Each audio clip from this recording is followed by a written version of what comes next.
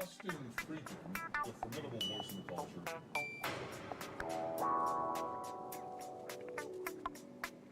Hey Justin, are you trolling?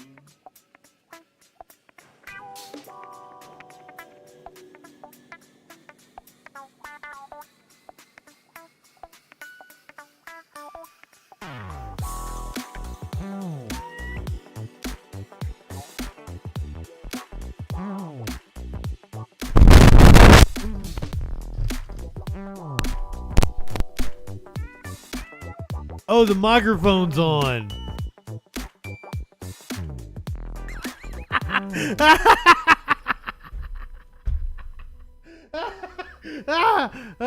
I'm sorry. It's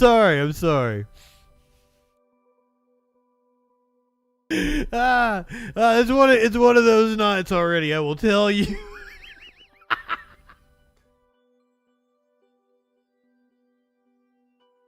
I will tell you that I did not prepare anything for tonight, other than Alex Jones crying. That's been on my list of shit to watch for days now. And it's not because I didn't have any intention of it. No. Like I made the thumbnail art and everything like a long time ago. Like at 4 o'clock this afternoon. I even posted it in the Discord. No. Curiouser was like, "Hey, I'm in town." And I'm like, all right, fucking, I want to get out of here. Let's go riding around. And we went to the lake. And we smoked like 3 or 4 joints as we were riding around at the lake. And I just got back. And then we smoked another bong. And then she was standing there. And I was like, will you turn on my lights and shut that door? And she was like, what? Like, well, the stream's getting ready to start. She's like, well, I'm out of here. So there you go. That's what happened. Oh, anyway. All Biden all stream. I did see the clip of him walking away. Tim Pool said that Joe Biden shit himself. I don't believe that. I have no reason to believe that Biden shit himself earlier today during the D-Day celebration, honor, something or other. What the fuck? You do not have video of Biden shitting himself. Anyway, clinically, Warlord, good evening. I really enjoy the prod opening. Hold on, we'll do like the last minute of it here, and then like, cause I need to have the opening for the podcast and everything and all the other shit. But like I'm already on, so it makes it's kind of weird to go back to the opening. Okay, there. Now it's a minute. Hold on. There we go. Oh, shit. That's too far. Go a little bit further ahead. There we go. Perfect.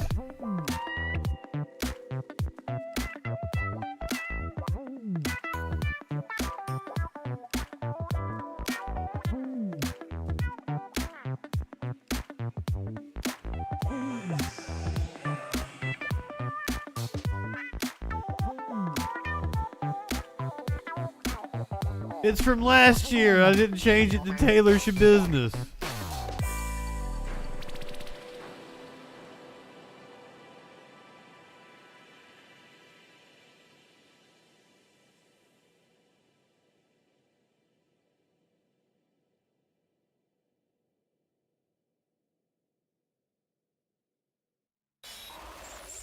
This is the Troll Patrol, live with JustinFREAKIN. I do not believe that Joe Biden shit himself in France. I see London, I see France. Apparently Joe Biden shit his underpants. Well, we'll watch the video and we'll decide now, won't we? Welcome to the Troll Patrol Live. It's a freaking Thursday. We're gonna explain the video. We'll get there. Hold your horses. Don't shit yourself. Don't get in a hurry now. Yeah, breaking news. Old man shit his pants. You guys got Sonic in Britain?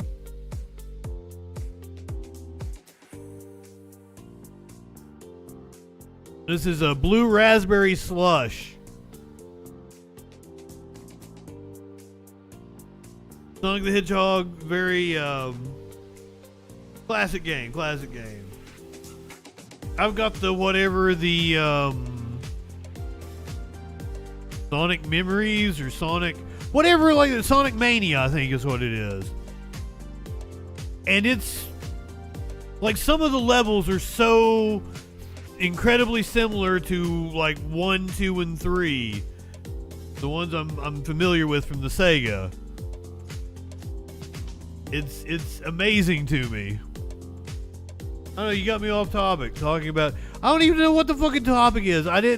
Only clip I've got on my sheet, I swear. Only clip on my sheet is Alex Jones crying. Biden shitting himself is also the topic.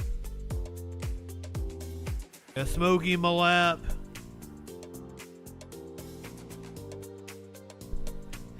Happy Pride Month from the Smokesters.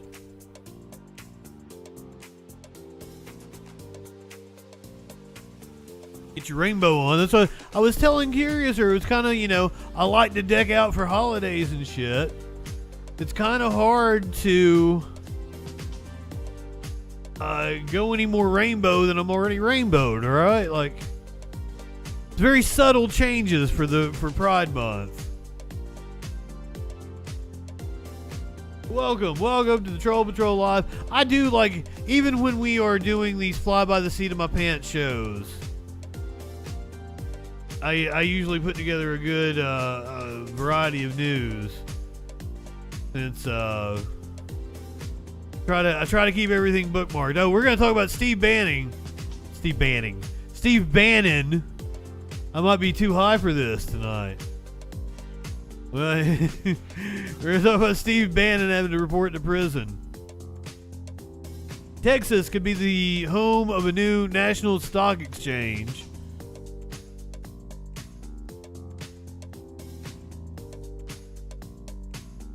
Fucking Megyn Kelly. She's just talking about all kinds of shit. Like, I've got multiple Megyn Kelly clips. Who knows which one will play. She's bitching about all sorts of things all the time. Kind of her brand, but you know, who am I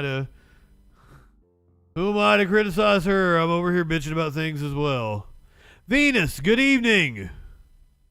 What do you mean free Bannon?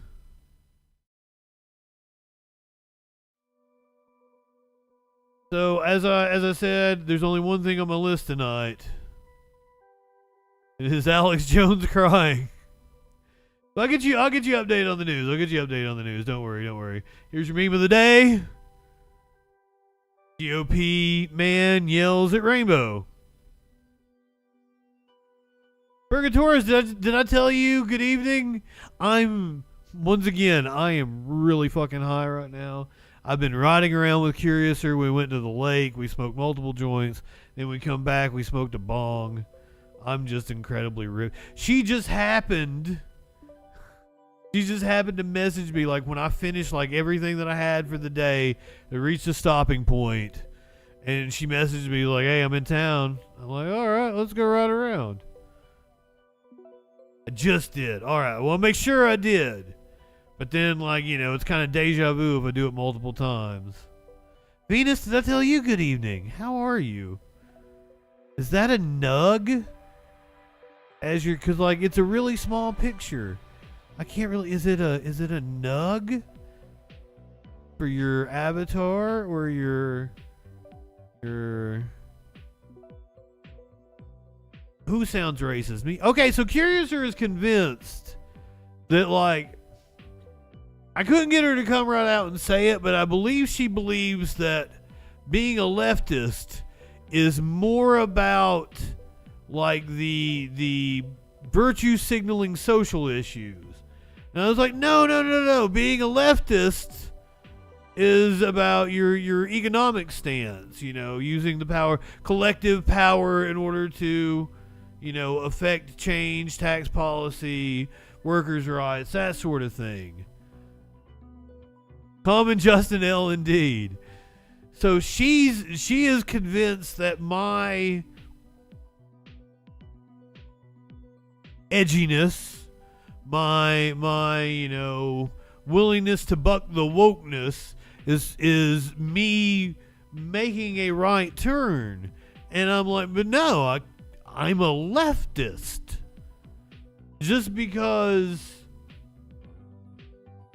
I joke about shit doesn't mean that I don't adopt the economic policies of a leftist. That's my mindset. And I'm all about like equality and diversity and equity and inclusion and all the shit the right wing hates. I fucking love it. I'm down with it. I like people of all. Here's the thing. All races are beautiful. I'm totally down with universal housing. Like there is a beauty to all the different ethnicities and mixes and all the different colors of the rainbow that we all are. I find it fascinating. I love it, and I love hearing about other people's cultures. I love eating food from other cultures. I want to go all the different places I can. Soak up all the shit I can. I mean, I don't like the touristy shit. I want to do the locals, the local hangouts. I want to go and I want to go slumming with people. We'll go to your local dive bar. Oh, shit, didn't mean to hit the microphone. So in case you're just joining us, I'm really stoned and also very unorganized. We're going to talk about Lori Lightfoot. Yeah, Lori Lightfoot, the former mayor of Chicago. Coca-Cola, what is up, my friend? She apparently had a whole fiery exchange. Aunt, good evening. Welcome. Former mayor of Chicago had some fiery exchange with a city councilwoman or mayor. I don't even remember what the fucking details are. I'm billboarding the show from my ass. Pulling it from my ass right now. Mayor Tiffany Hayard. It was a hearing with... Oh, we're going to update you on remember the dude that went to court? And he was talking to the judge via Zoom call while he was driving. And the judge thought that he didn't have a license. And then he goes out and he tells the news media that he does have a license. Well, we got another... wild turn in this case. We might talk about Trump vice presidential candidates. That sounds like something we'd talk about.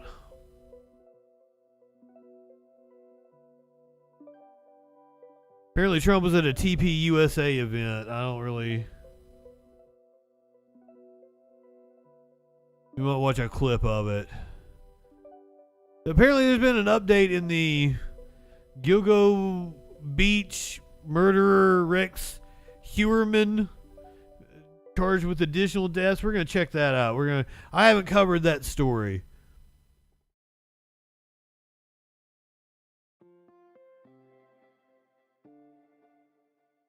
Ooh, a former neighbor disputes Supreme Court Justice Alito's explanation for his upside down flag.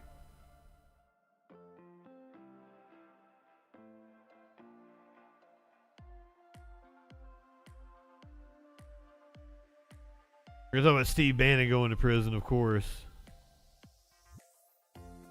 Influencer was arrested for a firework incident with a Lamborghini.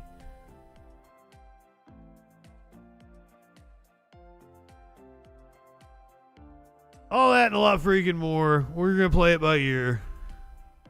Fly by the seat of my pants. Maybe we'll get a caller. Maybe somebody will call in and argue with me. Oh, we're going to listen to Tom Jones and his D-Day memorial performance. Speaking of performances, Method Man. Method Man is apparently upset after he performed at a festival, and the crowd wasn't very into him. I feel like Method Man is pretty geared towards Gen X. Daddy Bandera. What's going on, my friend? Trump will DEI her? I don't know what you mean by that. Trump will DEI her. Who was the her in that situation? Come on, man.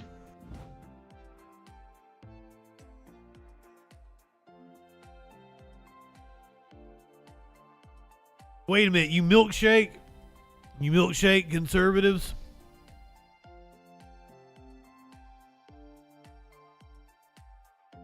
Trump will pick Salazar as his VPI for DEI reason. Interesting. Who is Salazar? I just watched, I swear,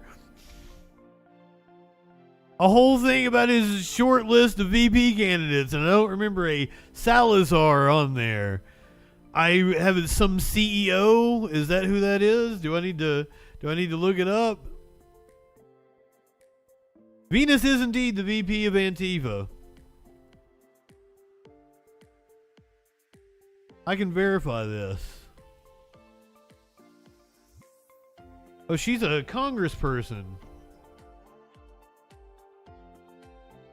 62 years old. How have I not heard of this woman? From Florida.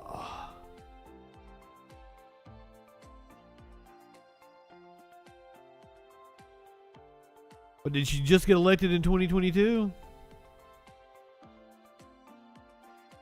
Hector Salazar. Why do I know that name?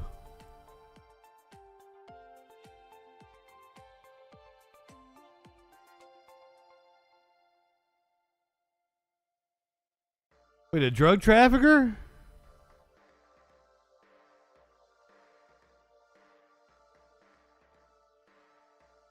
Is she the daughter of a drug trafficker and she's a crazy conservative? Fair enough. I thought it was a character from a show. Apparently from Sons of Anarchy and Law and Order. She's of the Cuba. I do think that he is going to pick a what you would call a DEI candidate. I think it's going to be Marjorie Taylor Greene. He's going to pick a woman. But apparently I'm off on that because the short list is Burgum, Scott, Rubio, and what? There's one more. There wasn't any woman near the top of the list. So maybe I'm wrong. I've thought it was going to be Marjorie Taylor Greene. I've been saying it for years, but what do I know? I might have underestimated the misogyny of one Mr. Donald Trump.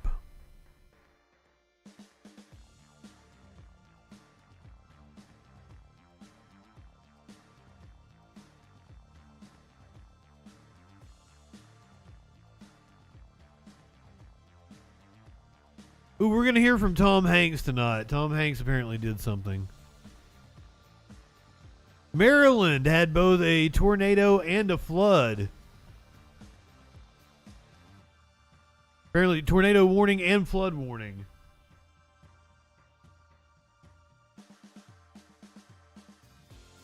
Of course, we're going to do Biden shitting himself, of course.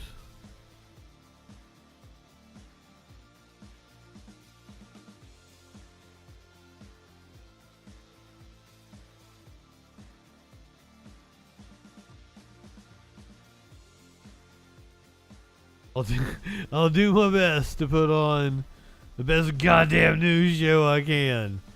Despite the fact that I'm stupid high. I'm probably gonna get higher. There's a bong sitting right here. I don't think Curiouser and I smoked it all. I think she jetted out the door before I got a chance. Since we're on the topic, I guess we'll just go with Trump and his VP pick now, won't we? Purgasaurus says smoke. Like tonight, the auditions to be Donald Trump's president's pick are escalating this evening. ABC. Wait a minute, did I use 3 slurs?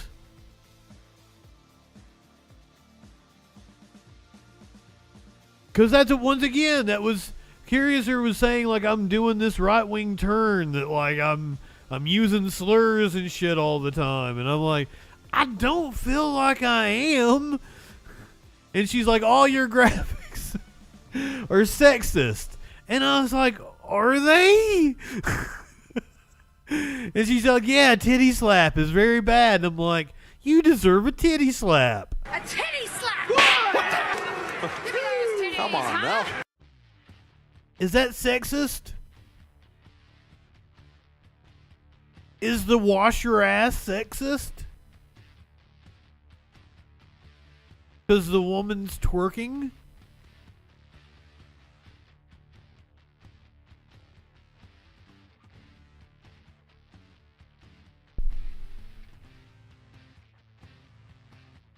I'll totally put a guy twerking up on the screen.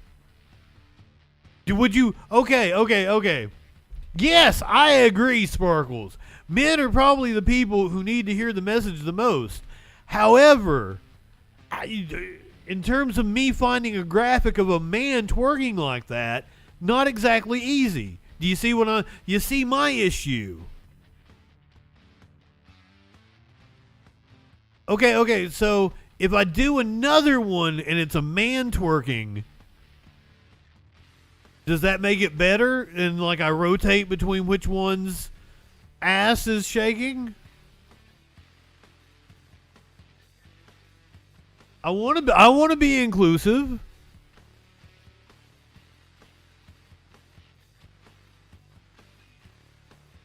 Scat balloons just notwithstanding.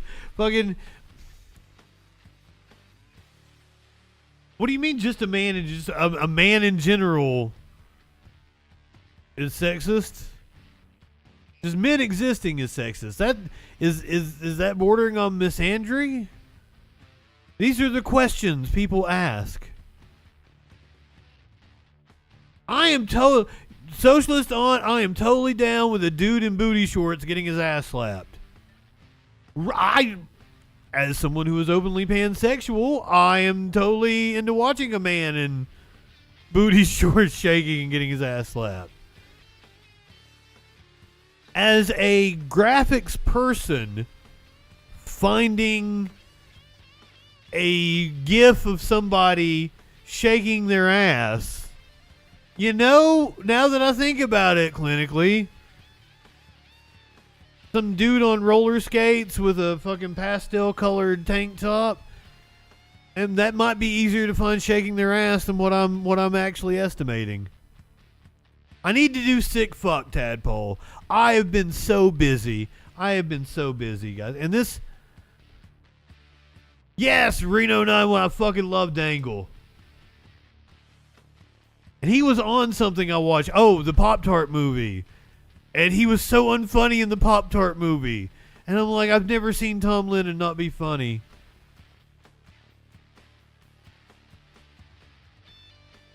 Terry. Well, they keep going back to like the hot dog shack.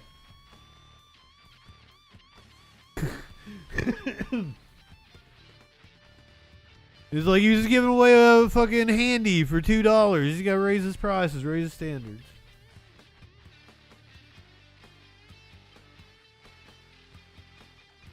Anyway, talk about raising your standards. Let's talk about Trump's possible VP picks.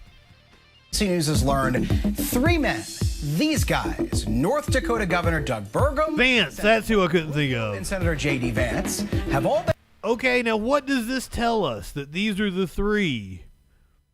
These are 3 incredibly fucking white men. No, Eric moved back. God, what was it that made them enough money to where they could move back into the house? I like that they were in the hot dog stand for a little while, but that has unfortunately come to an end. But it ran for like a season and a couple of specials or something. Yes, they're all fucking white. And okay, I don't know Rubio's net worth, but J.D. Vance and Doug Burgum, both worth a lot of money. Technically, Marco Rubio is a Hispanic man. Now, by looking at him, he's almost the whitest one in the fucking lineup. But then again, the other two are really fucking white. Well, he was Cuban, wasn't he? He was of Cuban descent. If I don't remember, if I remember correctly.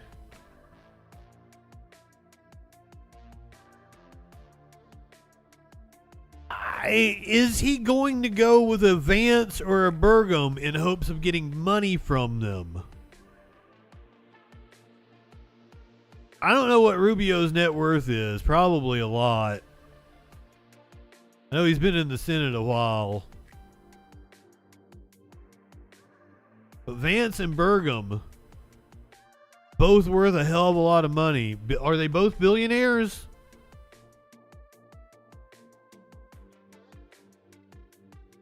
I think Burgum is a billionaire and Vance might be a multi-millionaire. DeSantis went away real quick. I don't think it's going to be DeSantis though. I saw somebody say that it was likely to be the one that sucked up the hardest and the most for the longest. Vance and Burgum definitely fit that. Rubio has just kind of held his powder. He hasn't really said much. He's kind of laid low, so. Been asked by the Trump campaign for paperwork to vet them as a possible VP pick. Sources tell ABC News. ABC News has also learned the campaign has requested information from other GOP notables as well. It's unclear how extensive those requests were. Campaign officials have stressed the final call will, of course, be up to Trump. Let's bring back my panel. Marcia, John, if you can't see because of my camera, that was Elise Stefanik. Avery, and joining us is ABC News contributing political correspondent and co-author of Politico Playbook, Rachel Bade. Avery, I want to start with you. What do these VP hopefuls have to do? What are the hoops that they have to jump through to even get onto this short list? I think they have to kiss the ring. I think it's been very apparent in the last few weeks that each of these potential VP contenders have. This feels like a game show. They have been visible in supporting former President Trump amid his legal troubles, amid that hush money trial in New York after the verdict came out. And I think they are all trying to push for him to be reelected and to be elected in November. And so I think that is part of the audition process that we've seen. Oh, yeah, you got it. And I even think it's interesting that, the right in that butthole came out and said that, there were additional. And I bet Trump doesn't even wash his ass. Life is too short to walk this earth for a crusty asshole. Wash your ass. Because I would assume if I Googled twerking, it's bound to be, all women. Quesadilla.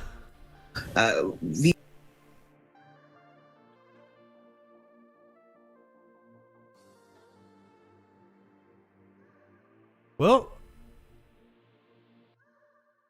the third return was indeed a sexy guy in what do you call those? Are those like booty shorts, boxer brief kind of deal? Most of the returns are women though, but the third return was a dude. Is this a dude? That is a really weird looking ass. I do not find bodybuilders attractive.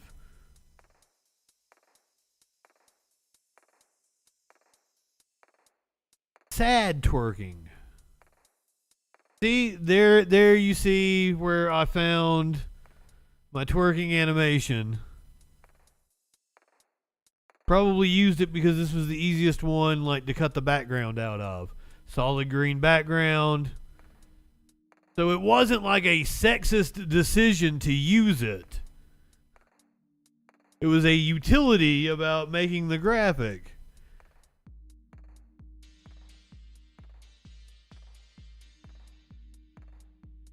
Is that's the you're gonna make me come woman, right?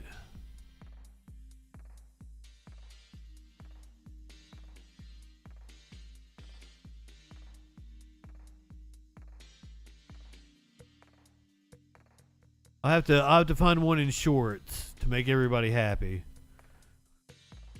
Oh fuck. Anyway, Trump VP. VP contenders and mentioning Tim Scott, Byron Donalds. No, you can twerk on Twitch now. I'm pretty sure they just made that announcement, which I thought you could anyway. Elise Stefanik and former HUD Secretary Ben Carson, that they have also been, given some of these vetting materials and asked for these vetting materials because it is a part of their efforts to continue to have these folks out pushing for them. John, speaking of folks pushing for the Trump campaign, do you remember this picture? I want to put it up on our screen here. This was outside of Trump's hush money trial in New York. The quote there is just what was said contemporaneously. But if you look at those three gentlemen, they are dressed very similarly. They are. It's fucking wild. VP conversation has centered around what's going on in court. Who's in front of fucking who's Colt. sticking up for Trump near the courthouse or in the courthouse?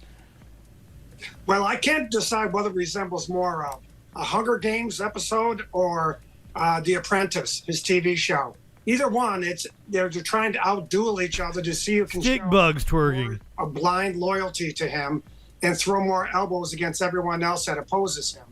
And, quite frankly, I'm not sure that's the best way to do it. I'm glad to hear that they're doing a vetting process because they need to. This is a very, very serious choice. But, man, it's kind of amusing to see a lot of my colleagues and the lengths to which you're trying to go to try and catch his attention with praise, unvarnished praise of the former president. Marshall, we talked about Republicans. Let's talk quickly about Democrats. So you hear Republicans a lot throw this. Well, we know who the vice president is on the Democrat side. Vice President Kamala Harris is an advantage to them and a drag on the Biden ticket. Is that something you agree with, or do you think that she's underestimated? Completely agree. I think she's a total asset to the campaign. And look, if Trump were smart, he would pick a woman for his running mate or someone of color. But I don't think it's going to be a woman. I don't think it's going to be anyone who helps him moderately on his positions or helps his image. I think the congressman and Rachel are right. It's going to be whoever is most enthusiastically auditioning for his favors. And do you think it's just you could just Google cicada twerking, and that's a thing that exists? Mox, good evening.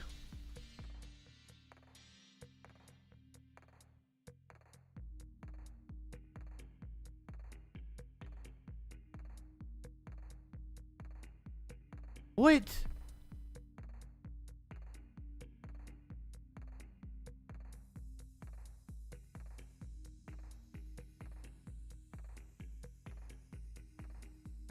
Well, I'll be goddamned.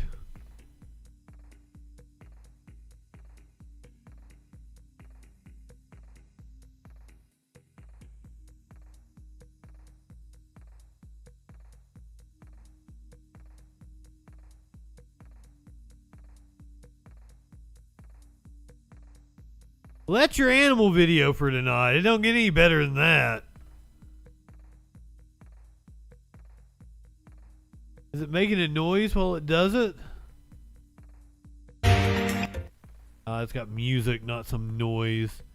Dougie, what's going on? We're watching a cicada twerk its way out of its pod thing, I guess it's born out of.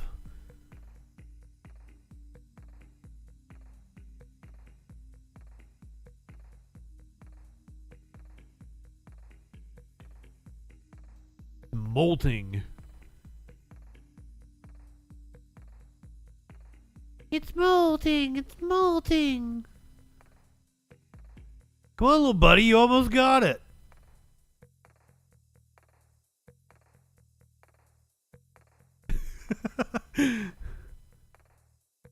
Man, I got some skinny jeans getting out of them. It's a real bitch. So close. There you go. No.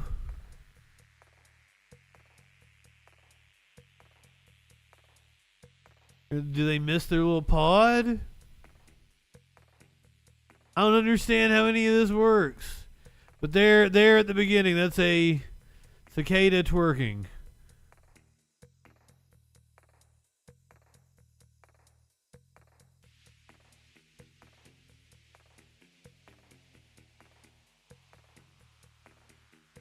I apologize for assuming that it didn't exist.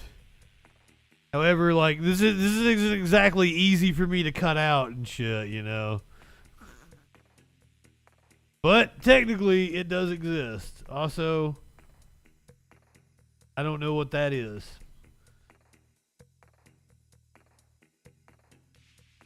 Crazy times we live in. Anyway. Trump's VP. Doug Burgum kind of looks like a cicada, does he? On to another GOP note for work to vet. He looks like the before picture of the pod. I guess I could do that. Take a still photo of a cicada and animate it myself. I'm just lazy. I could do anything I want, right? But it's effort versus reward. Have the cicadas already came out? Like, I've seen people cooking them and shit.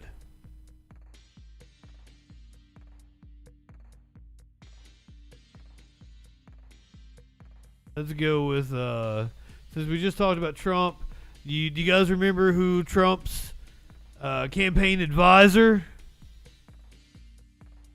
in 2016 specifically, also in 2020? Man by the name of Steve Bannon got some bad news earlier today. A judge has ordered Steve Bannon to report to prison. Bannon must report to prison by July 1st, the judge says. Federal judge in Washington, D.C. has ordered Steve Bannon, longtime ally of former President Trump, to report to prison on July the 1st. Judge Carl Nichols' decision revokes Bannon's bail. Bannon lost an appeal of his contempt of Congress conviction in May. Bannon was sentenced to 4 months in prison for ignoring a congressional subpoena to testify regarding the January 6th Capitol riot. Bannon is yet to comment on Nichols' ruling. I don't think that's true. When was this published? Yeah, this was at 12:37. Pretty sure we got Bannon talking about it. Give me 1 second. I'll get you Steve Bannon. Because he's always... Dude, he's like the smartest person in Trump world. I don't think he has political beliefs. I think he's just a fucking...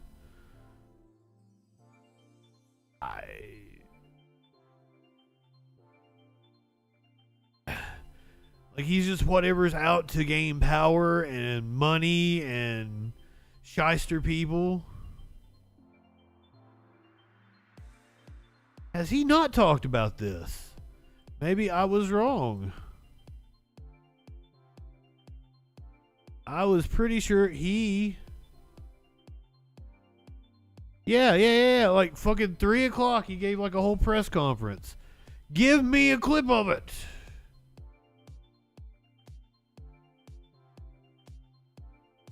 This is what happens when I do not prepare beforehand. Thank you, C-SPAN, for coming through for us. Steve Bannon. Speaking earlier today after a judge ordered him to report to prison on July 1st. Hey guys, how we doing? I'm not. Get out of my way! Get out of my way! David, right here. He's safe. He set a fire alarm off. How you doing? Hey guys, thanks for sticking around. Yeah, so as you know, the judge today issued a surrender date of July 1st in order to let us appeal to a higher court, meaning the full Court of Appeals in D.C. and or the United States Supreme Court. As I said in the courtroom, this is an issue that legal scholars have said from day one is a case that has to go before the United States Supreme Court.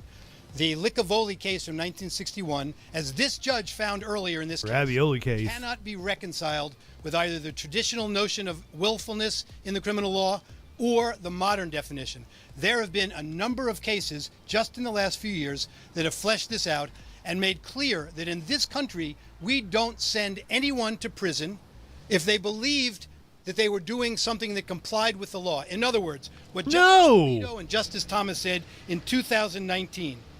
That's not at all how that works. Require proof that a criminal defendant knew his conduct was illegal. It specifies that the violation must be willful. In the context of this statute, a misdemeanor, contempt of Congress, different from every single other statute in And how is contempt of Congress not willful? What in the fuck? Or jurisprudence, the court found that willful, in 1961, the court found that willfully makes default, just means, did you get a subpoena and did you comply with it? Yes. That's not what willful means as a matter of law in the criminal context. And here, the case is complicated because former President Trump invoked executive privilege and reaffirmed that before the trial started, that he had invoked executive privilege. This case raises a dynamic separation of powers issue. We know from years and decades of case law. This is bullshit because executive privilege is supposed to be reserved for lawyers who are having conversations with the president in their capacity as a lawyer for the president. Fucking executive privilege over Steve goddamn Bannon? Fuck all the way off. The president and a former president has the authority to invoke executive privilege. It's his prerogative, his or her prerogative, one day maybe her prerogative, but it's his prerogative to invoke, and it's presumptively valid when invoked. It's not for Congress to determine whether it was an appropriate invocation or otherwise, and Congress cannot be the arbiter of how to respond to that. Only a court can be. That's the McGahn case. Courts have spoken clearly about this. The judge's decision today cannot be reconciled with his earlier comments in the case that Licavoli was wrongly decided.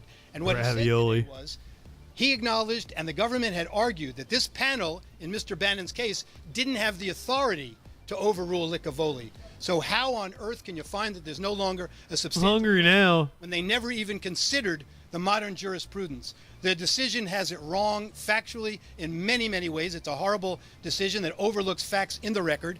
But beyond all that, the fundamental principle of law here that's got to be vitiated in the United States Supreme Court is that willfully in the criminal conduct context means that you knew you did something wrong. The unequivocal evidence in this case, without any dispute, is that Mr. Bannon never got insane. The lawyer got the subpoena, and his lawyer told him executive privilege has been invoked. President Trump confirmed that, and his lawyer told him that when go Licavoli. You may not, as a matter of law, comply with this subpoena. It's not your privilege to waive. And he offered the committee an out. He said, if the committee works out privilege with Mr. Trump, Bannon will comply fully. If the committee goes to a judge and a judge says either privilege doesn't apply or it doesn't extend this broadly, Mr. Bannon will comply fully. The committee only went criminal for their publicity reasons and for their political agenda, and you can see that from every statement they made. And I'm going to say one more thing about this because this is another issue. The committee, the January 6th committee, was composed and engaged in conduct that violated the House rules without any question. There was what are you talking about? Minority member, which was an essential part, as were other parts of the resolution creating it.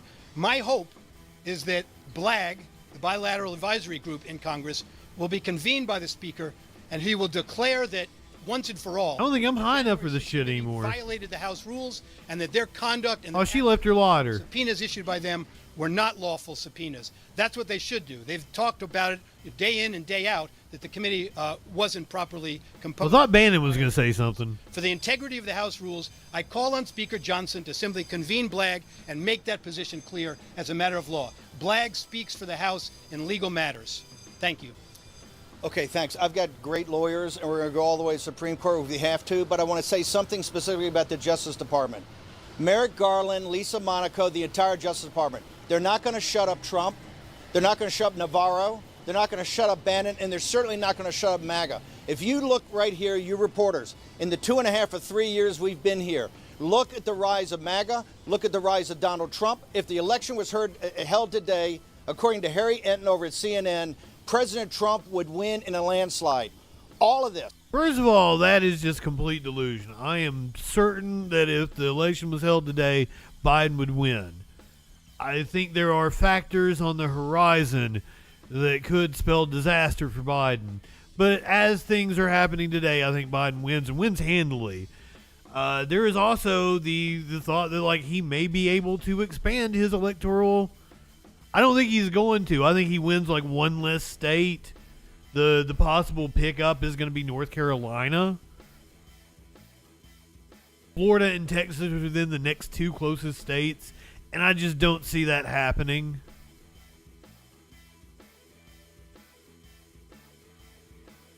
He didn't win 2 elections in a row, and he's not gonna win this one. That's like, here's the thing: he is not going to get more votes than Biden. Biden is going to win the popular vote, hands down. This is not a question.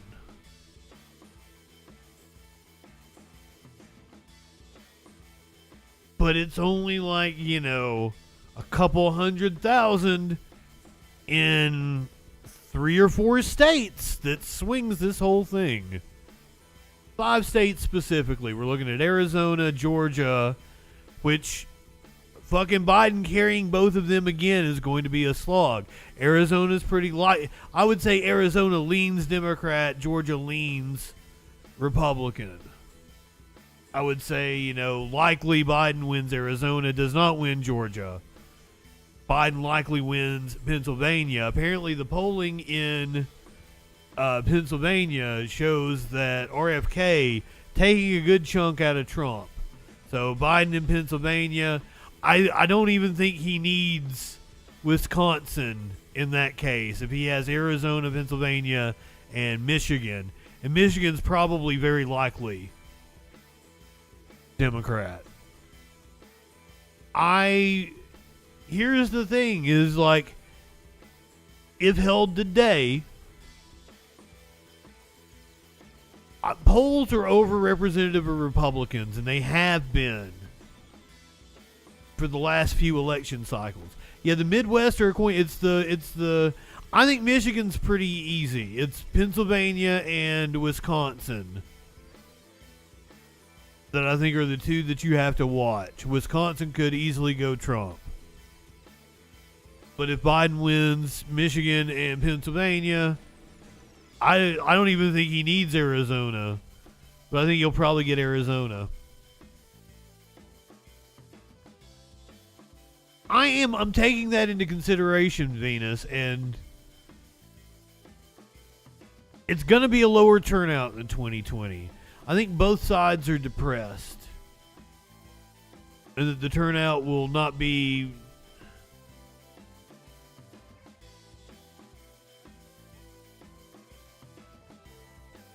probably 5 million less people vote.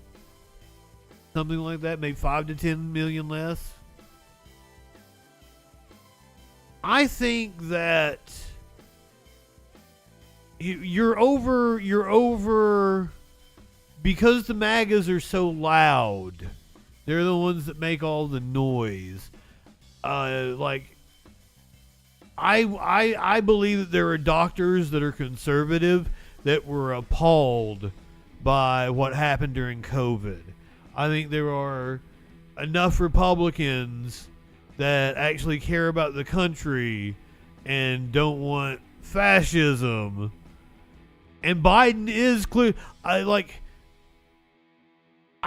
MAGA side of things isn't necessarily the voting public.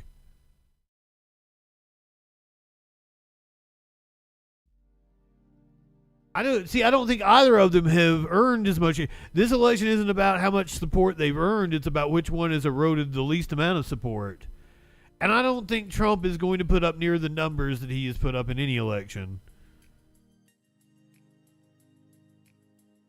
Yeah, there's something like people voted in the primary 20% for Haley or none of the above and shit. So, like, that's a good possibility. You don't need them to vote for Biden, but if they sit out, then that's all there is. I think Trump has lost more support than Biden has lost support. I think the online left overestimates itself. And and me as a leftist content creator, I know that's probably not what the audience wants to hear. I don't think leftists like being told that we ain't popular, but we ain't.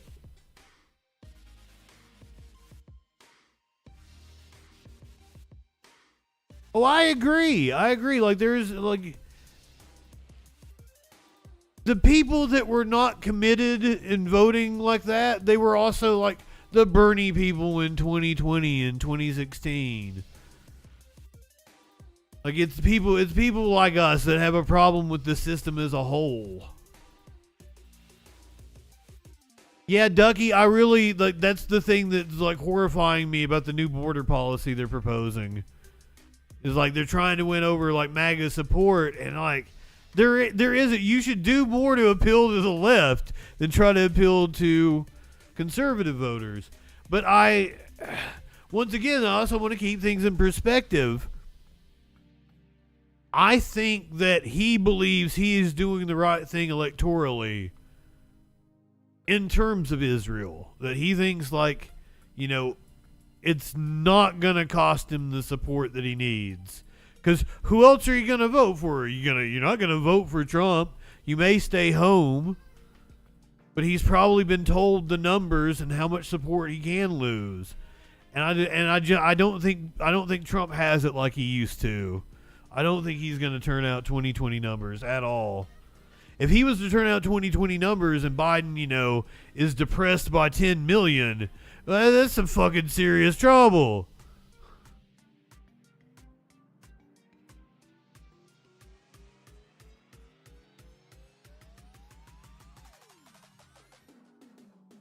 Yeah, I think he really, truly believes in the cause of Israel and shit. He's a hard-on Zionist. Trump would be worse. If Israel is the... And I know people don't like hearing that. But, like, just given the option. And I don't know. Like, I guess I'll vote for Biden. It doesn't matter in the state I'm in. I don't want you guys to lose friends over who you're voting for president. I'm going to do the rant. I've been wanting to do the rant and clip it. I do not want anyone to lose friends over who they're going to vote for president. I've done that too many years. I think it's petty. It's unproductive. We don't need to be doing that shit as leftists. The decisions that put Biden in place to be the president were made fucking 40 years ago at the local level. And the decisions we make today at the local level shape what the parties are going to be going forward. And if you're tired of the two-party system, I am too. I think there should be more parties. It's up to us to get things started. Like, one of the things that, like, I hear so much from people is, like, you know, how come this, and this? You know, how come we can't get this done? Like, we gotta fucking do it. It's us. We gotta fucking do it. Nobody gonna do it for us. And it's insanely easy to go and take over your county, your local Democratic Party, your local, maybe you've got a DSA in your area, maybe you got a Workers' Party, maybe you got a Poor People's Party. Poor People's Party has done some good work. Maybe the Libertarian Party is the strongest party in your area. Go join it and take it over. Well, like, we watched the Libertarian Convention. As leftists, we agree with libertarians on a lot of things. They just have some wild conclusions to some of the beliefs they do. Like, they'll tell you corporate greed is a bad thing, but then they'll tell you that, you know, the answer is cut all government regulation on business. It's like, no, that'll make it worse, brother. What?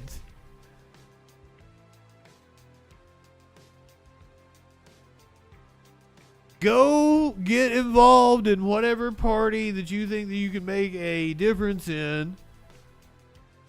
And that's how we make it. And unfortunately, it does take years. It might be 40 years before the hard work you do now on the local level pays off. But if that's the world that we want to create, we're going to have to fucking do it. And, like, I'm even talking about myself at this point in time. Like, shit. If Marjorie Taylor Greene and Lauren Boebert, who apparently 50 Cent is trying to hit. Did you guys see this?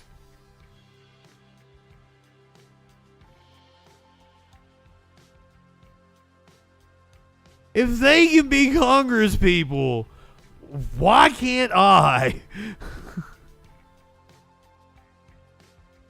And Mox, I know, brother, but we gotta try. I mean, there's nothing else we can fucking do. We can be cynical and just lay back and let it happen. Or, like, hey, get your friends together, move to some small-ass town, and take it over. I've smoked so much weed. Smoke weed every day.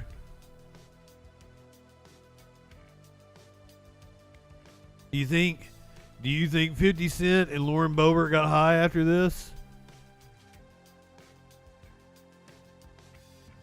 It's amazing how few people are actually participating in our democracy at the local level. You can go take the parties over.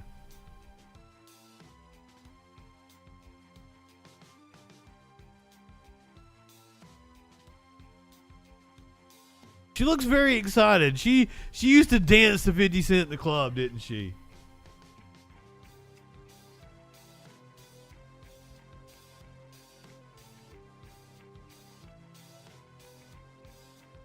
Probably exactly that age. No. She probably aged at cause she's a little younger than me, I would think. 50 Cent's like exactly when I was like 19, 20, 21 going to the clubs. That's about the time In the Club was what it was fucking called. Played that shit every goddamn night. So she was probably listening to it on the fucking radio or something. On her like MP3 player after she downloaded it off of LimeWire. Your kid loved 50 Cent?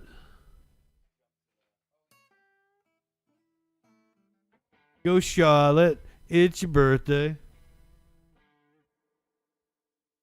Did we determine it was Charlotte and I was saying Shoddy? I had it wrong all that time. I don't even remember what it was, and I looked up at some billboard and I said, what the fuck is whatever the word was?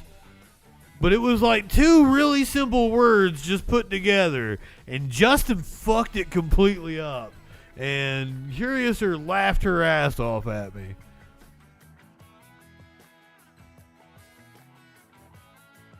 The Dave & Buster's type restaurant. I remember Why is he singing happy birthday to Charlotte? I think Shoddy makes a lot more sense. Oh yeah, we didn't finish Steve Bannon. Nobody got shut Steve Bannon up. Matters. Thank you. Okay, thanks. I've got great lawyers, and we're going to go all the way to the Supreme Court if we have to, but I want to say something specifically about the Justice Department. Merrick Garland, Lisa Monaco, the entire Justice Department. They're not going to shut up Trump. They're not going to shut up Navarro. Oh, do you not want to hear from Bannon? And they're certainly not going to shut up MAGA. If you look right here, you reporters, in the 2.5 or 3 years we've been here, look at the rise of MAGA, look at the rise of Donald Trump. If the election was held today, according to Harry Enton over at CNN, President Trump would win in a landslide. All of this, besides the major legal issues that have to be addressed, all of this is about one thing. This is about shutting down the MAGA movement, shutting down grassroots conservatives, shutting down President Trump. Not only are we winning, we are going to prevail, and every number and every poll shows that. There's nothing that can shut me up and nothing that will shut me up. There's not a prison built or a jail built that will ever shut me up. All victory to MAGA. We're going to win this. We're going to win at the Supreme Court. And more importantly, we're going to win on November 5th in an amazing landslide with the Senate, the House, and also Donald J. Trump back as President of the United States. Thank you very much. No. The Republicans probably have fucked up their Senate chances. Like, they're probably going to gain a seat. It's going to be 50-50. They're going to gain West Virginia with Jim Justice. I don't think they're going to take out Sherrod Brown. Because the dude in Ohio, I don't even remember his name. Nut job! Apparently very scandal-plagued. And then John Tester in Minnesota, I think, is gonna win. Shelly, good evening. When we come back from the other side of the break, we're going to talk about the Supreme Court. Sam Alito's neighbor disputes his explanation about the upside-down flag. We're going to watch Alex Jones cry over apparently losing his ranch. I can't wait. I've been told you can go buy one. You can go buy another bottle of it down at the grocery store. We're going to take 3 minutes of ad breaks if you're not subscribed. If you're not subscribed, why aren't you subscribed, God damn it? I'm going to stop being all magnanimous about it. Be like, oh, don't subscribe to me. I make my money. No, subscribe to me. I'm going to go full on capitalist. Oh yeah, I guess this is what Curiouser was talking about when she said my why I left the left thing. Maybe that's it. Fire Resist 2. Welcome, my friend. Good evening. Shelly telling Steve to shut up. No, Steve is one of my favorite MAGA figures to listen to, but I can't wait to watch Alex Jones cry. Other side of the break, if you're not subbed, if you are subbed, we're gonna smoke some weed. If I can find that. Yeah, there you go. Ad break started. We're going to smoke some weed. I am a shit lib. I guess it's because, I did...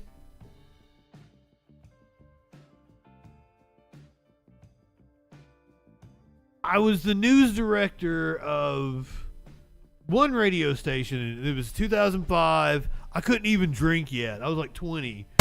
News director. Oh fuck, that's Smokey's fault. Oh, you like listening to Mike Pillow better? I was on crack. Right. Well, I don't see it as being an institutionalist clinically. Like I see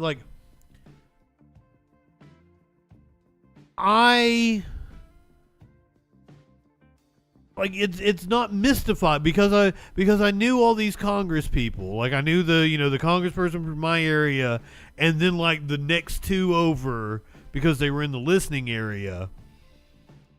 And then when I went to the other radio station, we were in Kentucky and West Virginia, so I got to know the Congress people in like the 2 or 3 surrounding counties over in West Virginia.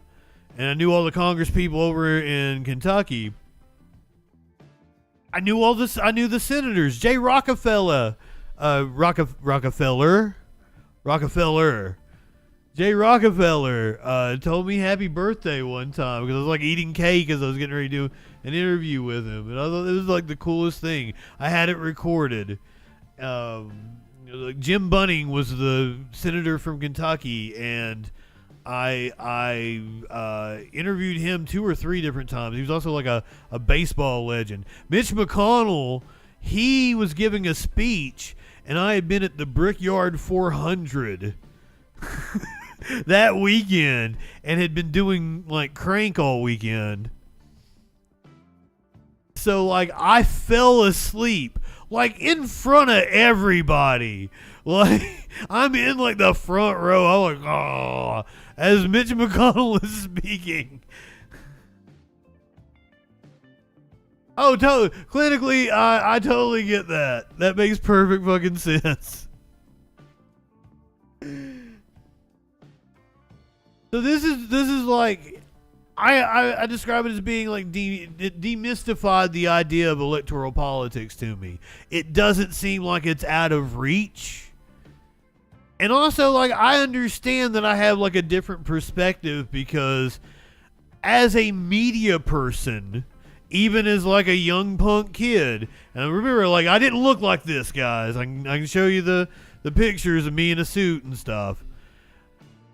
As a media person, I don't want to say, politicians suck up to you, but they're, they put their best foot forward with or most of them do. with media, because like that's the people, they know, they're aware that the media is, you know, their best shot at reaching this different audience and everything, like meeting new media people. They always loved that. And the best politicians, man, like it is an art form. And that's why I hate that Trump has kind of broke this shit. Because like the best politicians, like, remember your name. They meet you once and they shake your hand, and then they see you again year, 2 year, 3 years later, and they remember your fucking name. And they will look you in the eye.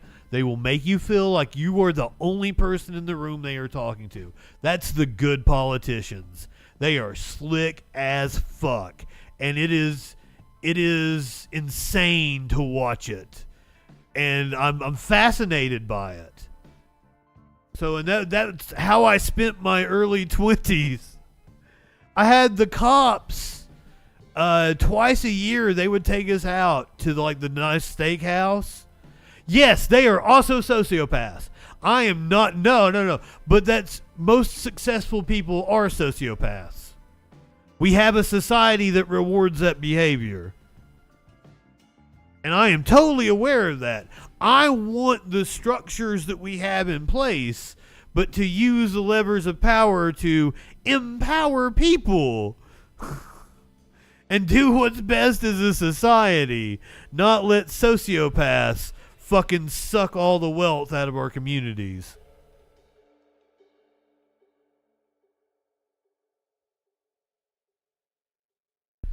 And so, I've seen electoral politics play out. I've seen what makes politicians, because they do respond to things. They've told me what they fucking respond to. If fucking a bunch of people call their office, they pay attention. Emails work. Letters really work. If you took the time to write a letter to your congressperson, email takes no time. You should be emailing your congresspeople. Email your congresspeople all the goddamn time. You fucking wake up, email them daily if you want to. Fucking bitch at them. And not just your congresspeople, your state representative. Your state representative will message you back. Does everybody know what their state representative is for, right? So like, take for example with COVID, I tried to get on unemployment because you could do it with contractors, you know, the first month or whatever after they passed the bill. And they denied me, but like I shouldn't have been denied. I called my representative, like it was like 2, 3, 4 weeks, whatever, I went back and forth with them. I called my representative. That's who you, in your state, if your state, a state agency is not servicing you the way it should, you call your local representative and you tell them your problem. And they listen. They will call you right fucking back too. It's like fucking magic. Call the fucking state revenue service or whatever, you'd be on hold for fucking 8 hours. Called my representative, next day it was fixed. Boom. That's what your state representative does for your attorney general. If you get fucked over by a business in your state, and they're located in your state, it's a different process if it's like a nationwide company, it's located somewhere else. But if you got a business that's located in your state and you got a problem with them, they did you dirty, they fucked you over on your wages, you contact your state attorney general. Your state attorney general takes care of that fucking shit.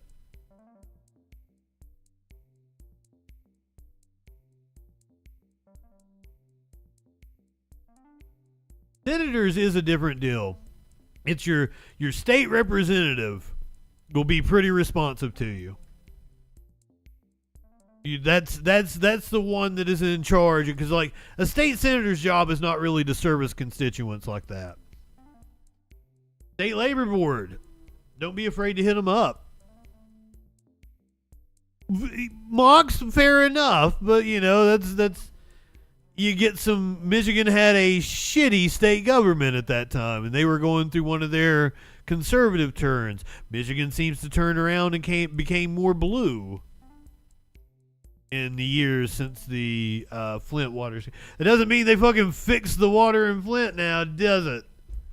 And it's amazing how many different areas of this country don't have access to clean water. It's not something a lot of people are aware of unless you're in one of those. Because, like, I can name a few of them off the top of my head. In the Shoals, in Alabama, in Martin County, Kentucky, they have the same problems. There's like several parishes in Louisiana that have had issues with their water systems for years. I think St. Louis has had an issue with their water system.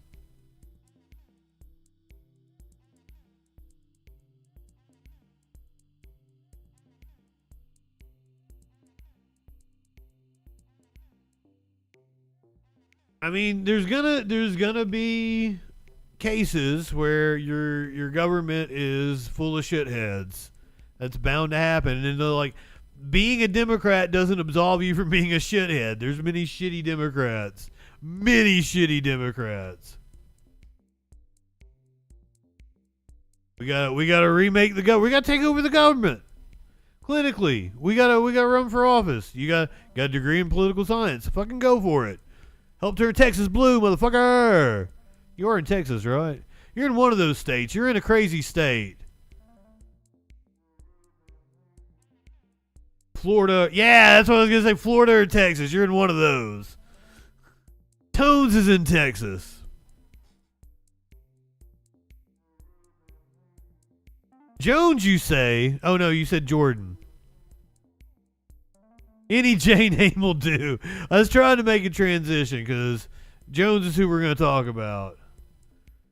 Well, Mr. Alex Jones. And apparently this is going to be, what do the Germans call it? Schadenfreude? In the future, telling the truth, but that's where we are. Thank you. Who's the next person? All right, I don't want to leave. I'm exhausted. I couldn't even sleep last night. I slept on the couch. I'm not complaining. I'm completely cross-eyed, crazy. Lord, what's going on?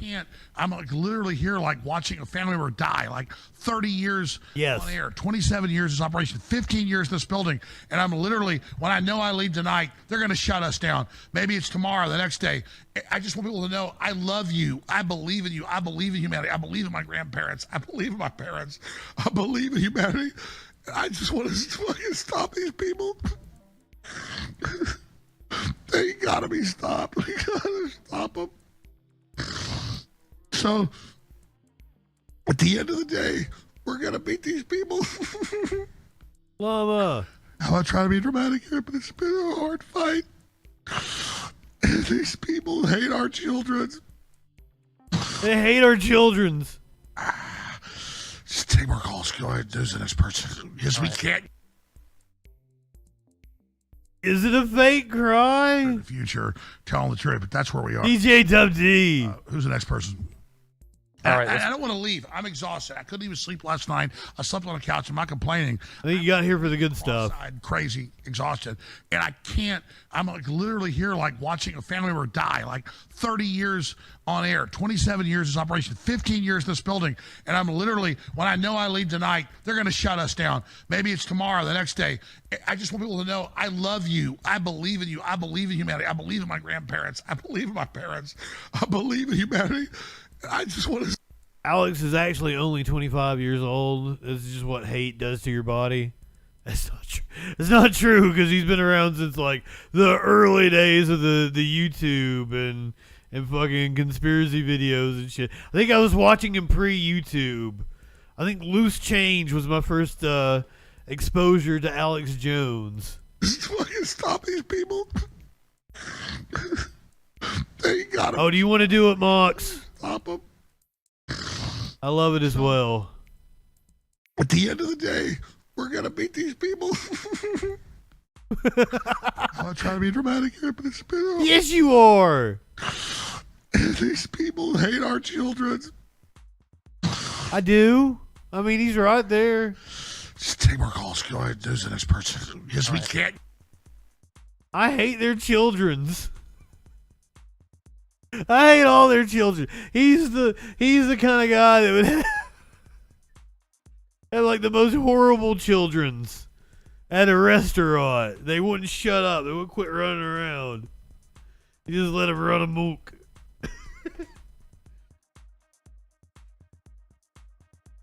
It's kind of a free-for-all night. Because instead of preparing a show, I went out with Curiouser and we went to the lake and I smoked a lot of pot. So I'm just kind of flying by the seat of my pants. Alex Jones was the only clip I actually had on my list, and I will never pass on an opportunity to watch this video. The company store, the paradigm of absolute control. And that's why we're just out here doing simple things, pointing out that we're meant to be in nature and be natural. And this is where we find the source that God made to transcend the New World Order. And that's why they want to try to keep us out of it. I'm angry. I've had enough of these people. They're a bunch of Christian murderers scum. They're on giant death factories keeping babies alive and selling their body parts. What more do you need to know about these people? I go out and face these scum. They literally crawl out from under rocks. They have green looking skin and they run around screaming, we love Satan, we wanna eat baby. I have them on video. Hillary's in the creepy weird sick stuff, man. She sleeps in the same room with that creepy weird woman whose mother wears a hood over her head. What the hell? That woman number one is ugly. What the fuck is he even talking about? Bad she smells, man. I'm told her and Obama just stink. Obama and Hillary both smell like sulfur.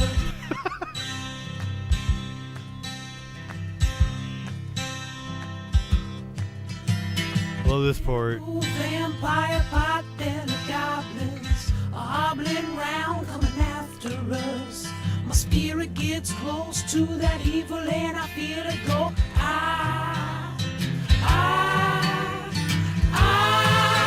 We're such self-centered crap. We don't even notice hell itself rising up against us. Millions of pointed people of the very worst type, and I'm so pissed. We're gonna stab your daughter at the mall. We're gonna stab your wife, your son. We're gonna stab you with a butcher knife, and then the police chief is gonna say, we love our Somalis, we love. This is my favorite part. Oh, they're so good, oh, they're so sweet. I was watching Fox News as I worked out this morning. just right back into normal Alex Jones.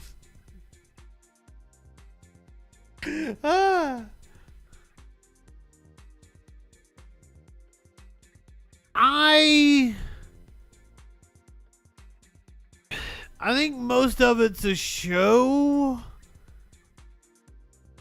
To some extent, do you have to believe some of your bullshit? Does it become like a feedback loop and you start to believe your hype? You know, that's totally a phenomenon that happens when like successful people with money think that like they were ordained by God, you know, or they were like, they must be smart because they earn this much money, and then totally not how you earn money.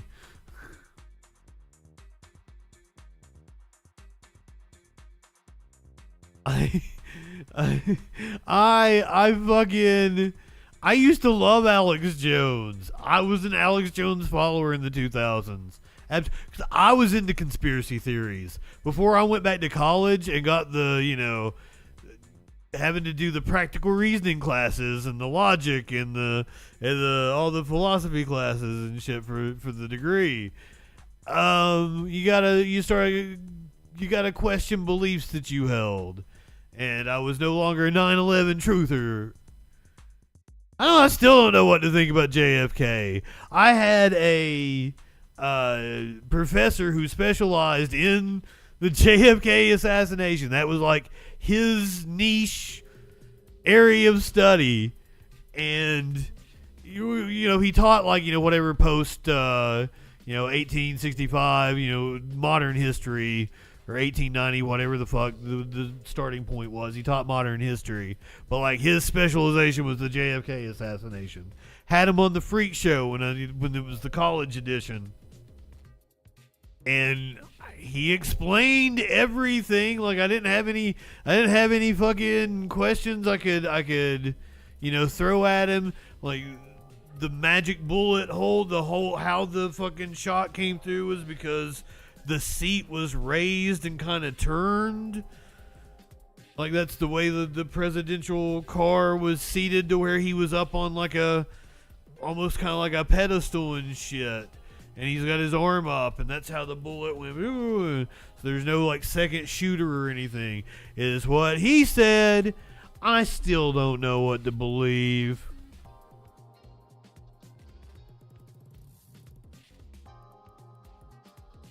Because I know exactly what our fucking CIA and our FBI was doing. Confirmed what they did at that time. So it's not out of the realm of possibility that Lee Harvey Oswald was a CIA asset and shot Kennedy. And that there is still a conspiracy. Because holy shit, something doesn't feel right about it. Something's not right about 9/11, but it's not that, George Bush set off bombs in the basement or anything. It's like they wanted to hide their connections to Saudi money.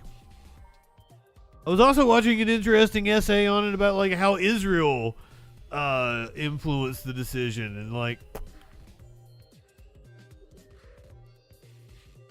DJ Building 7, there is a Kris Jenner did 9/11. There is a fantastic video. I'll have to.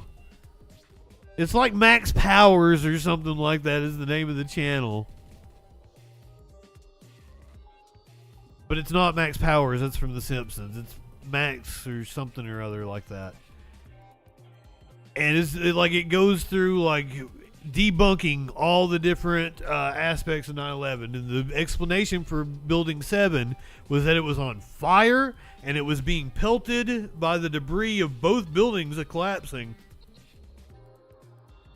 So like you see the pictures of it and it's intact, but if you were to see from the other side, like the backside of it was missing and it was on fire and it burnt all goddamn day. So it collapsed.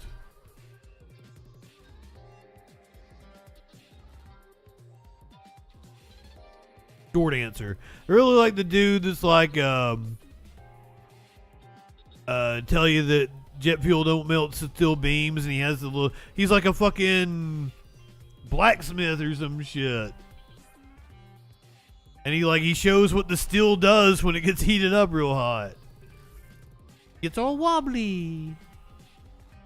I like debunking shit, and that's how I met producer Dave. So I'm coming out of the conspiracy mindset.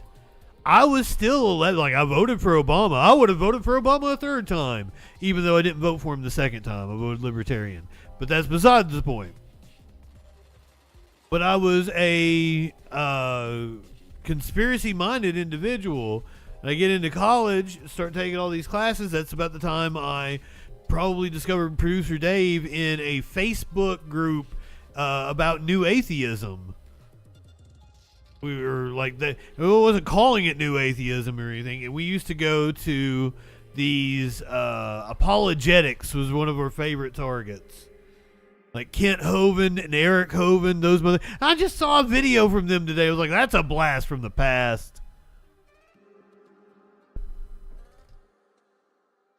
What video are you talking about? Oh, yeah. Yeah, this dude's wonderful.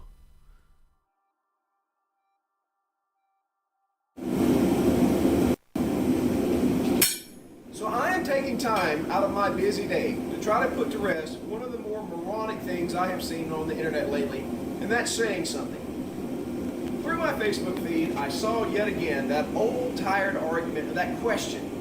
Jet fuel only burns at 1,500 degrees, and since steel melts at 2,700 degrees, 9/11 was a conspiracy. I am so sick and tired of this argument. Now, I am not going to make any claims to what did or did not happen. If it was conspiracy, I do not care. What I am upset about is the retarded metallurgical things that you guys are saying.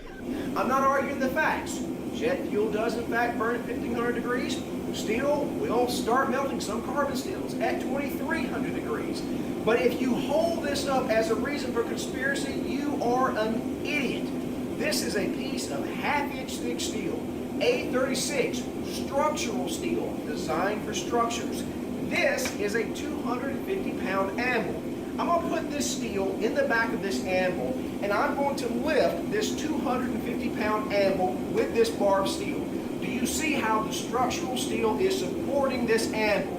Okay. There. Now, in my furnace, I have an identical piece of half-inch redneck pin, just like this, and it's going to be around 1800 degrees, just 300 more than jet fuel when it comes out. And I want you to see something very interesting. Go into the forge. It's very hot, but not melted. Obviously, it is not melted. I put this in the anvil. Now watch this. I'm going to take my pinky finger, half-inch solid steel. Check it out. It's a freaking noodle. Your argument is invalid. Get over it. Find a job. Yeah, what he said. And I really got into debunking shit like during that time period. That's when I discovered Tim Minchin, and I became a lifelong fan of Tim Minchin. Somebody posted the storm video. That was the first time I'd ever seen Tim Minchin. I was like, holy shit, that's fucking brilliant. 9/11 did it. No, the Saudis did 9/11. Let's not kid ourselves here. Wait, what? Apparently, Lauren Boebert wasn't the only one that 50 Cent saw during his trip to the Hill. You got him a little Nancy action as well.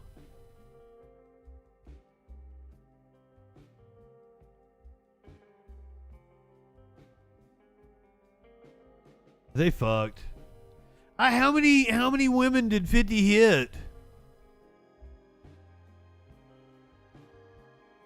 While he was making his little trip to Capitol Hill. So there's so much shit, like, to explain how we get to 9/11. There's so much history. And a lot of it is like, it doesn't start with Reagan, but boy, does most of it run through Reagan. Apparently the Rambo, is it First Blood? Though, like, it doesn't have a dedication to the Mujahideen, as has been purported on the internet. That is apparently a hoax. Dedicated to the brave freedom fighters of the Mujahideen. It was Rambo 3. I just learned that the other day, that is not a real scene, that is something photoshopped on the internet. I fell for it. My buddy the other day asked me if I covered a story, and he was trying to explain it to me. And like within like just a few minutes, I'd Googled it, and it was like, dude, this isn't a real story. So it was like a TikTok hoax. Samantha McCaffrey's revenge killing on prom night by Douglas Barnes was AI generated. Livonia police. I guess Livonia is a real place. So-called shooting death of the teenager Samantha McCaffrey at her prom night was termed as an instance of fake reporting by the police of Livonia. The incident led to concerns being raised online about how artificial intelligence generated pictures and video sparked tension not just among the community in Michigan City, but also in fueling rumors on social media. Earlier, it was reported that a man named Douglas Barnes brutally killed the daughter of a police officer named Mike McCaffrey Friday evening last week. It was outside of Detroit. Apparently, all this is fake. So, if you saw that online, just to throw a little debunking at you. A little debunking action. Oh, we gotta do Biden before we do anything else, don't we? Biden was in France. Hey, Biden. Once again, I instead of preparing a show, I went to the lake and smoked with Curiouser. So I did not. Do you want to watch Fox News talk about it? Is that what we watch?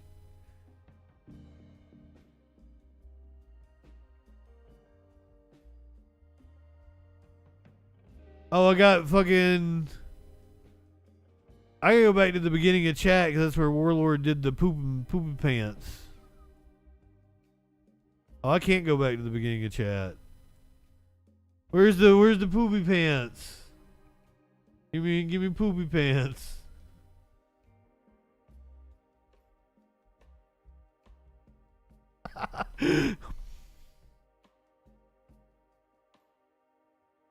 So if you don't know what I'm talking about, conservative media is apparently saying this moment like Macron looks concerned for Biden throughout the event. At least this is the way it was described to me by conservative media. And then they let him off stage. Or Jill let him off stage abruptly. So Tim Pool, at least, has stated that he believes that Joe Biden pooped his pants. We will look at this moment here. Once again, I hate right-wing media only plays like a 10-second clip.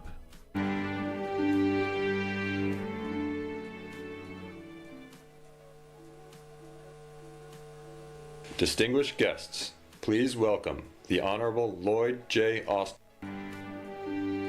Because he's bending over like that, you think he's pooping?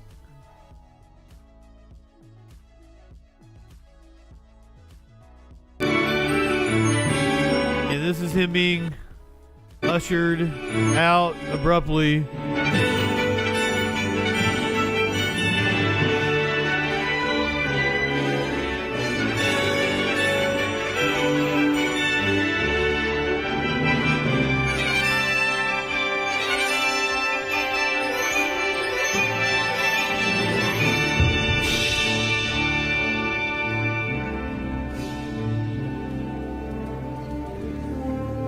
Well, this was the D-Day celebration. I didn't do a good job. I headlined it with Biden pooping his pants, but like the real reality of the story is this was the whatever anniversary of D-Day it is when, you know, U.S. to us, that's when World War II started. Or some might say when Pearl Harbor was bombed. Well, I agree. I thought the music was pretty killer. We've watched so many speeches of him, and he'll make quips that are witty. So, like, I don't think that, like, he probably has good moments and bad moments, I guess, as anybody his age. Except for Bernie, who's older and fucking still on top of everything. I wish, I've said it before, I was talking to Curiouser when we were smoking. I wish that if he was going to have run, he had ran in 2016. That would have put a different dynamic. It would have like kind of opened the door for Bernie to possibly win. But I wish that he'd ran in 2016. He probably would have beat Hillary. And we would be, you know, ending his presidency right now. I think the pandemic response would have been a lot better. I think overall, like, you know, we still would have seen all the issues we're facing. We still would have seen price gouging and shit, but I think we would have handled things a lot better. So I wish that we had Joe Biden. And if you go back to 2016, Joe Biden was sharp. Joe Biden against Trump in 2016 would have he would have wiped, because that's when he was like threatening to take him out back and beat his ass and shit. The Joe Biden of 2016 was completely different. He was very sharp and on top of things. So, like, I've watched interviews of him not that long ago, from just 10, 15 years ago, and it's a night and fucking day. Yeah, he has lost several steps, but like he's still fucking witty and shit at times. So I don't think he's not completely gone, and I don't think he shit his pants there. What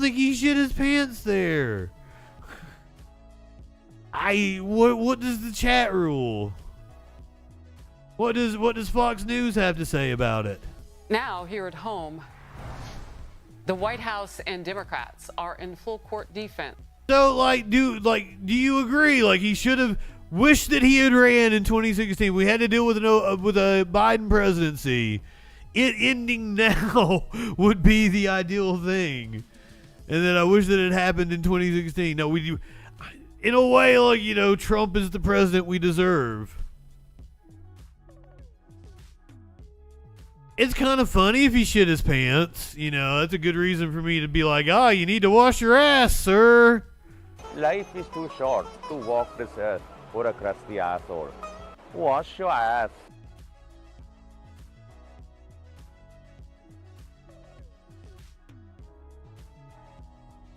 Well, I think Biden would have been more progressive than a Hillary in office.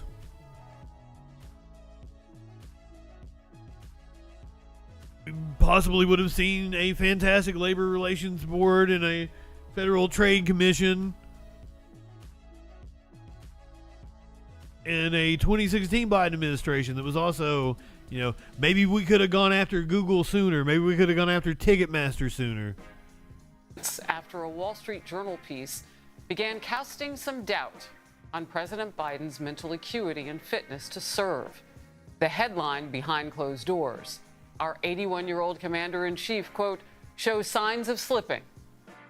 Just shy of 5 months until Election Day. And I wish he didn't run in 2020. Growing mightily among voters. Bernie would have won. I'm Harris Faulkner. You are in the Faulkner Focus. The Journal conducted more than 45 interviews, bipartisan, both Republican and Democratic lawmakers were part of that, as well as current administration staffers. The White House and Democrats pushed back hard since the story has broken. I think Harris Faulkner is really shitty at her job, but I'm also mesmerized by her. Do you guys feel that too, or is that just me? Is it her eyes? Broken. Now remember, we covered this yesterday as the piece was hitting. Now, 24 hours later, they have a lot of names for it. They call it a hit piece, politically motivated. And on the left, he's got pretty eyes. MAGA Republicans. The Wall Street Journal interviewed a bipartisan group of 45 lawmakers and members of Biden's own administration. Read the article for yourself in the Wall Street Journal. Don't let the left dictate what they want you to know.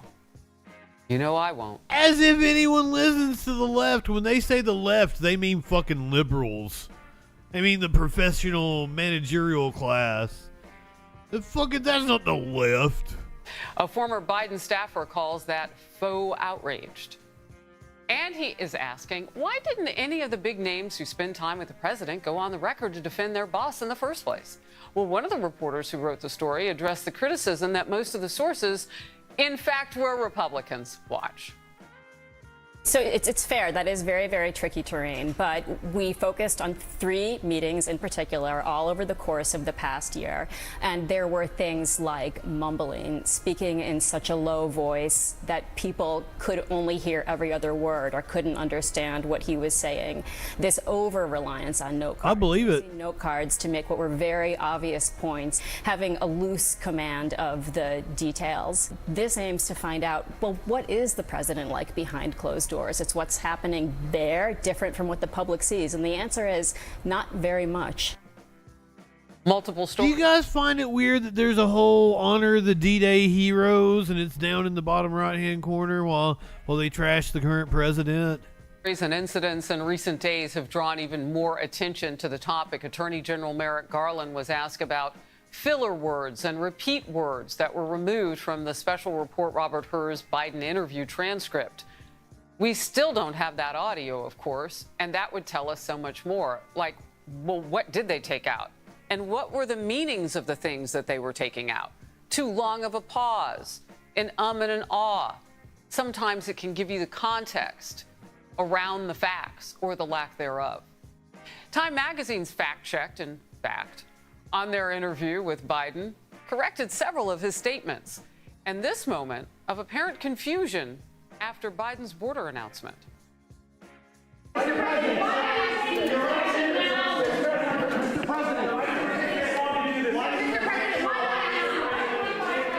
Yes, Biden actually stormed the beaches at Normandy. No, I think he's just shy of being that old.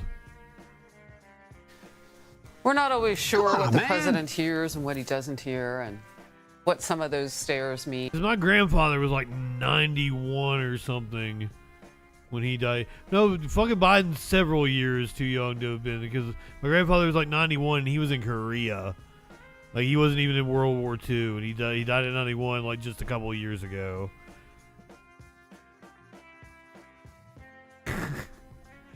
He's an old man. We know it. Like, seriously. Trump also an old man. And Tom Hanks apparently very worried about that old man. You want to hear? You want to hear what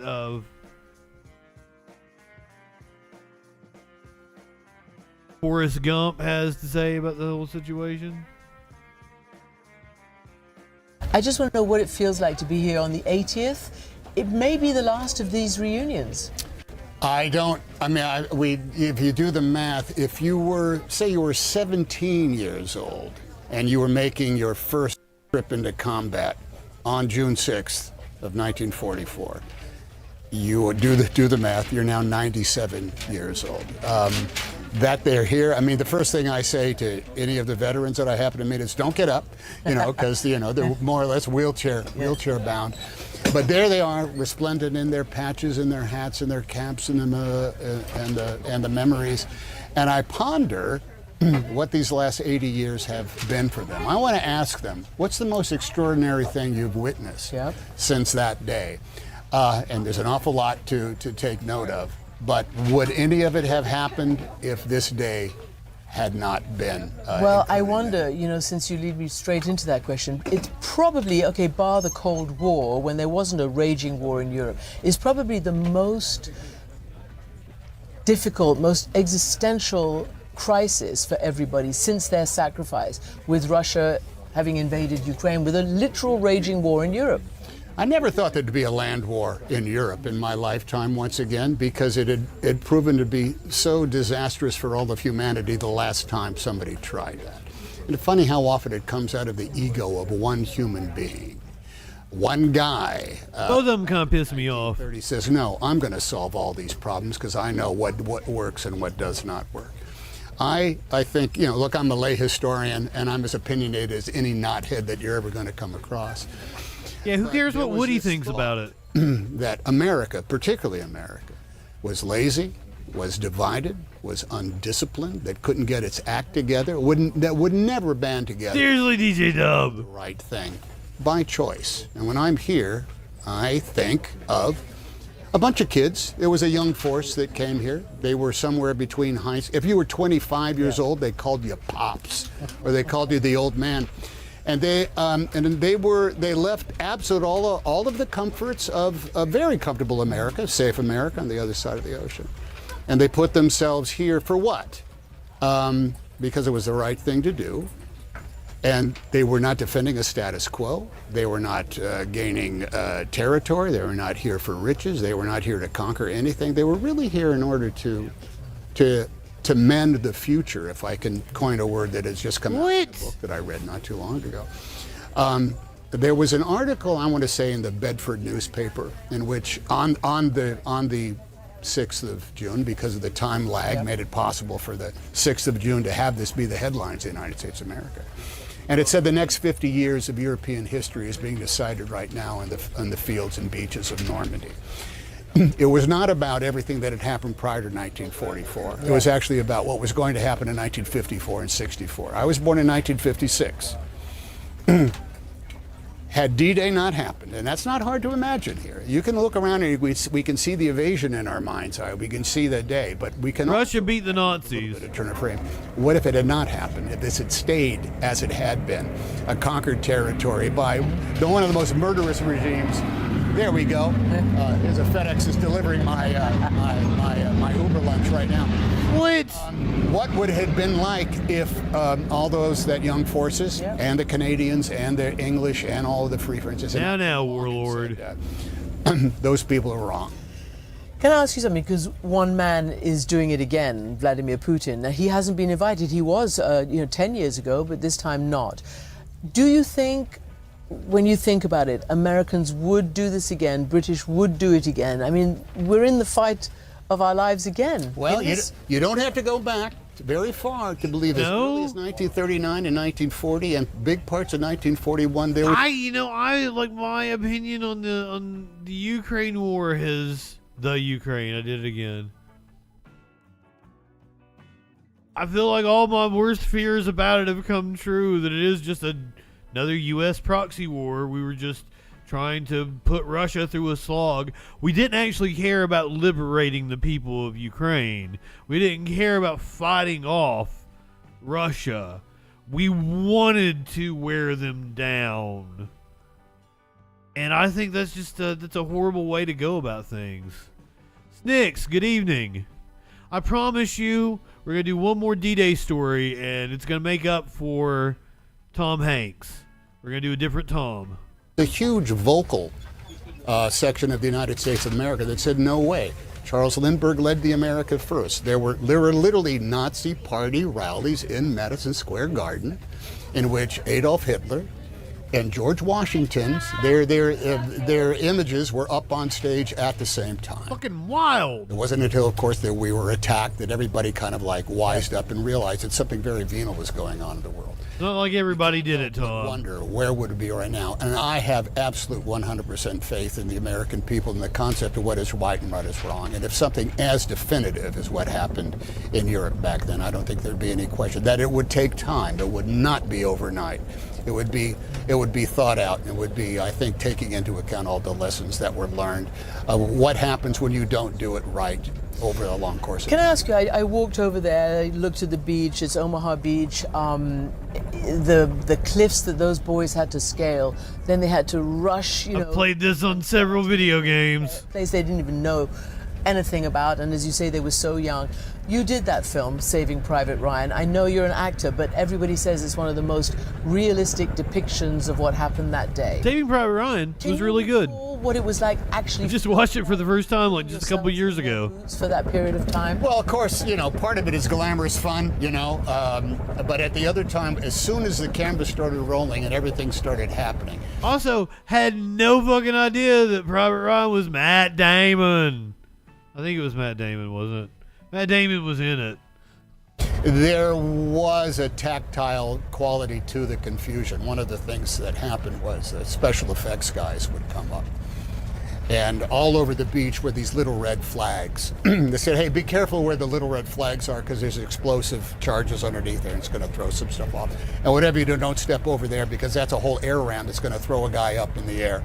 And a guy down there is going to be lit on fire, so try to stay away from him. And you put that together and it says, well, this is a pretty glamorous day of work, isn't it? What time's lunch? But then it begins. And the first thing they did was removed all those red flags. Bosom buddies. Now, we are not in... You did big, too. ...at all whatsoever. But the verisimilitude, if I dare use that word, does put it in a different sort of form. There is a moment when, of course, as actors, we're just pretending. But there comes a moment where the reason we're there... God damn, he had a string. Saving Private Ryan, Forrest Gump, Apollo 13. This motherfucker was like in like every other big blockbuster in the 90s. Toy Story. Was Castaway a big blockbuster? I feel like that's not as big a movie. He was also, what, captain something or other, wasn't he? I told you, I'll make it up to you. I'll make it up to you. One more D-Day story. Different Tom. Tom Jones performed at the D-Day anniversary celebration. Welsh singer Tom Jones, so let's hear from him. If you call, and I'll stand beside you as long as I can. I will hold back the evening of your son, but I won't crumble. Fuck yeah, Tom Jones is still alive. With you if you fall. I will shadow. Still sounding good too. Of your day, and I'll drink from the sweat of your brow. I will walk to the tune of your song. Listen to his cover. Talking Heads Burning Down the House. With you, if you It's like the chick from the Cardigans. come walk with me and hold to my hand. Is that the King? Let me know I ain't here by myself. Stretch my night dreams into 80 years. I didn't realize it was the 80-year anniversary. stop short of falling apart if I go down. I will wait in the morning. I'm a sucker for live music. And I'll stand beside you as long as I can. Let's get high. Hold back the evening of your son, but I won't crumble with you if you fall.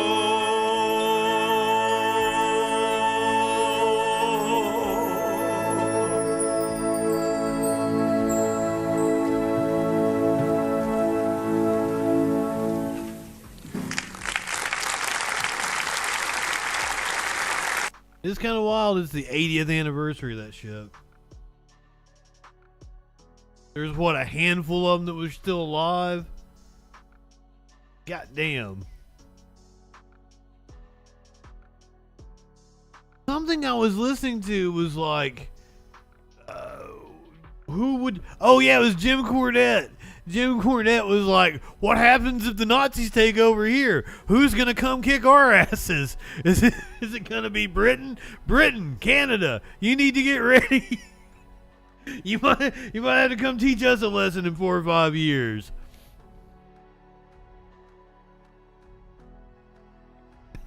And he might be right. We've got a Supreme Court justice that seems to be a traitor to this country. Well,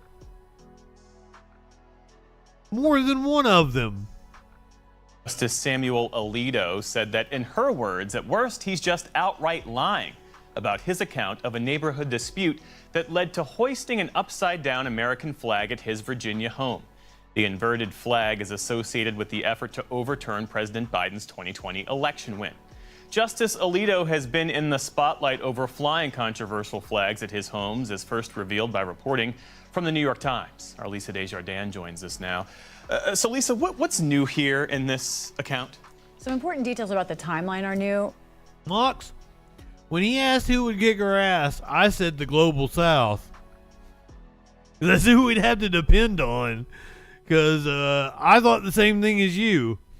But I also want to talk about why this matters, of course. Justice Alito is currently sitting on 2 cases about January 6th, one about former President Trump's involvement in January 6th. These cases, of course, could determine a lot about our future here. And also, Justice Alito has defended himself as saying his wife hoisted the flag. He said he will not recuse himself. It is solely up to him, by the way. And he's used this burden of proof. He has said that under the Supreme Court's ethics code, what matters is if someone who is impartial, who is able to look at all of the circumstances involved, if they think that he could be fair, then he should not recuse. So the circumstances matter because Justice Alito himself said they would. Now, here's how he described what happened in a letter to Judiciary Chairman Dick Durbin. He wrote, "A house on the street displayed a sign attacking my wife personally, and a man berated her in my presence using foul language, including what I regard as the vilest epithet that can be addressed to a woman." Called her cunt. A couple of details in this. He's saying that's why his wife flew this flag, which can be a sign of distress.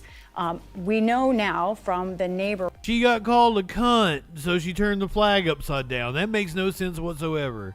Who was involved, that it was actually the woman who used that word about other women. And she says that the timeline was completely wrong. I want to take us through that timeline now because it's important. First, glad we all agree, right? That's the slur. That is when we saw upside down flags flying as the Stop the Steal movement attacked the Capitol, moved inside to try and stop the presidential election count. Soon after that, Alito's neighbors put up a sign that said, "You are complicit." They say it wasn't just about him, but about people in general. Alito's family took that as being about them.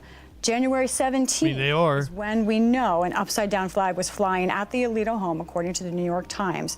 Now, the important piece here is Alito said, well, that was flying because of the confrontation. But now we know there is evidence that February 15th is actually when that confrontation happened, after that upside-down flag had been flying. Here's what the neighbor said to CNN.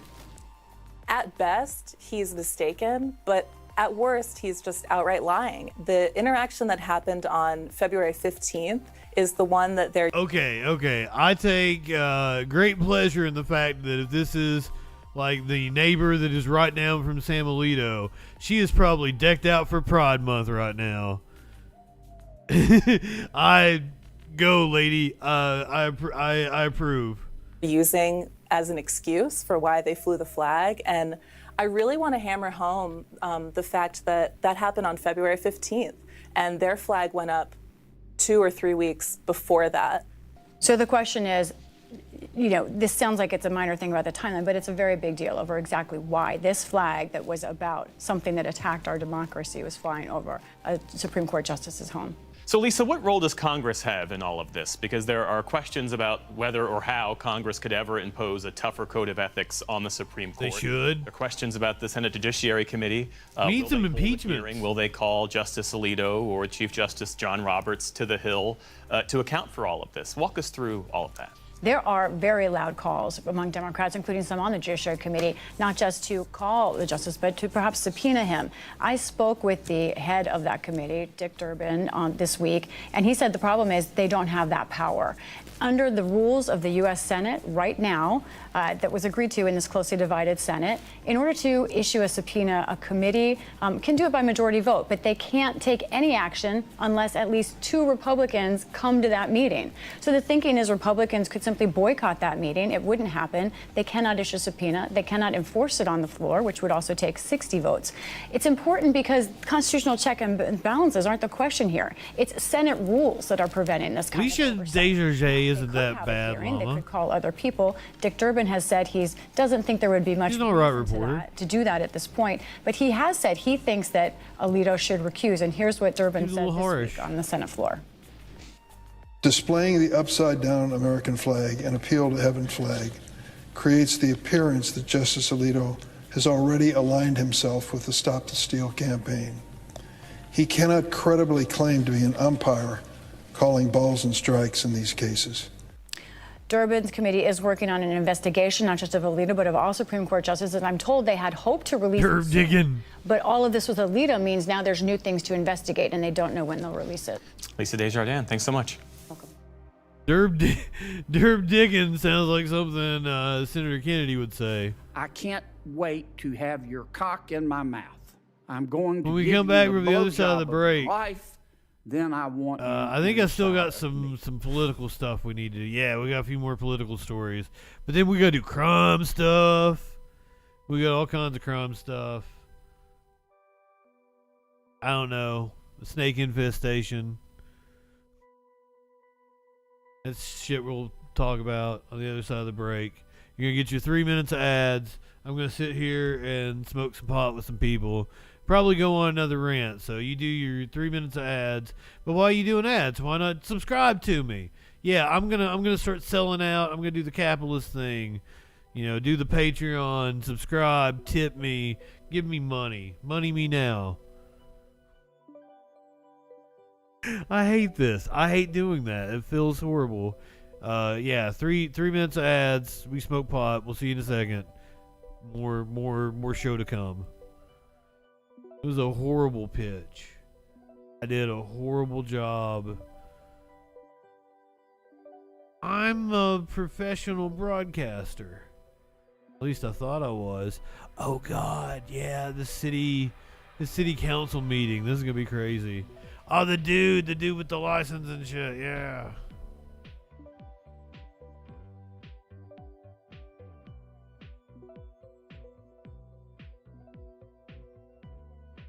Oh yeah, we'll have to go back and talk about Fauci too. They had Fauci on the Hill.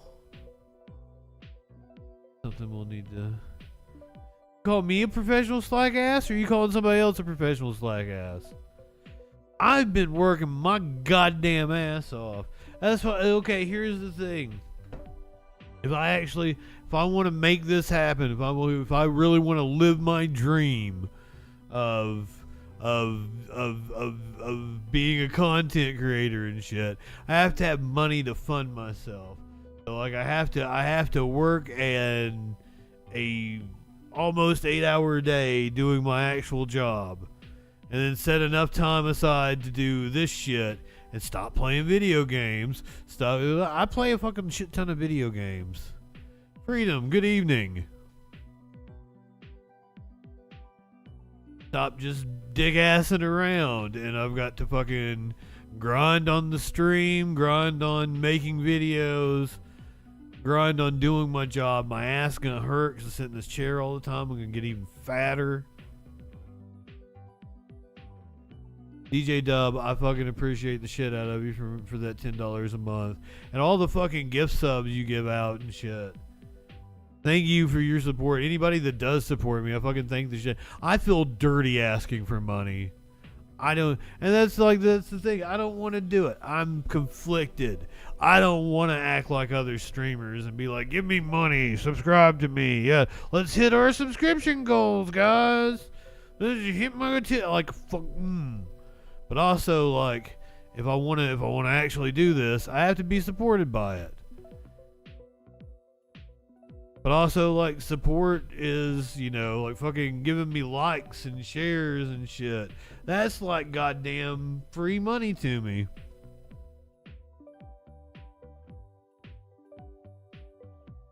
It doesn't sit right with me at all. I don't.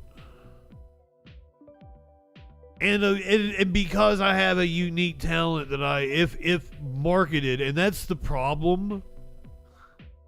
If I could get enough clients that just kept going and kept me having enough work all the time and not me having to go find these one-off fucking corporate jobs all the time.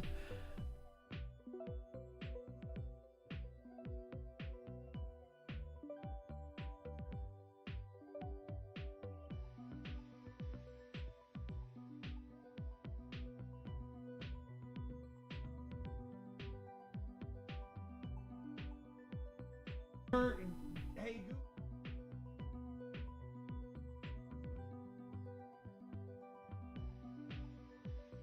I told Google to set an alarm for 10 o'clock because I have a meeting at 10:30 with this, like, I'm apparently going to host some podcast for somebody, or I'm going to conduct a webinar. Yeah, that's it. I'm conducting a webinar. So I got to meet with the, like, CEO of the company tomorrow? Holy shit, I should probably shave at 10 a.m. Oh, goddamn. I guess they want me to be on camera? I don't remember what it's for. I think it was a law firm.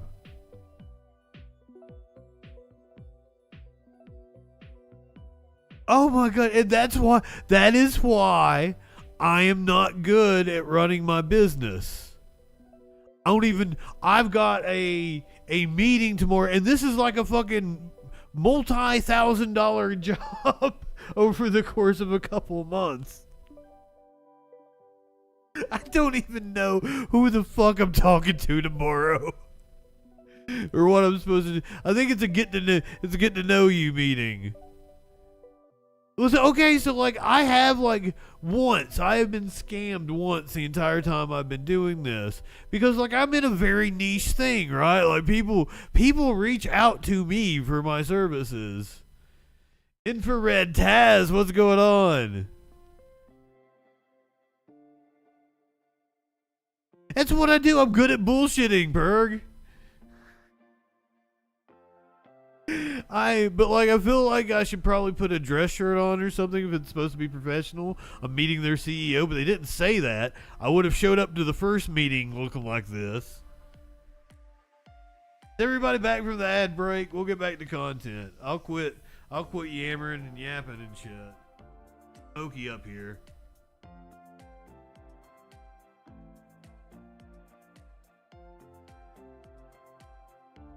Right, yeah, let's go back a couple of days. There was a congressional hearing. I want to get back to, Ask. Really, you're here for the yap. I try to mix it up. I try to not talk too much. I try to make sure we get all the content in. I think I'm a good storyteller.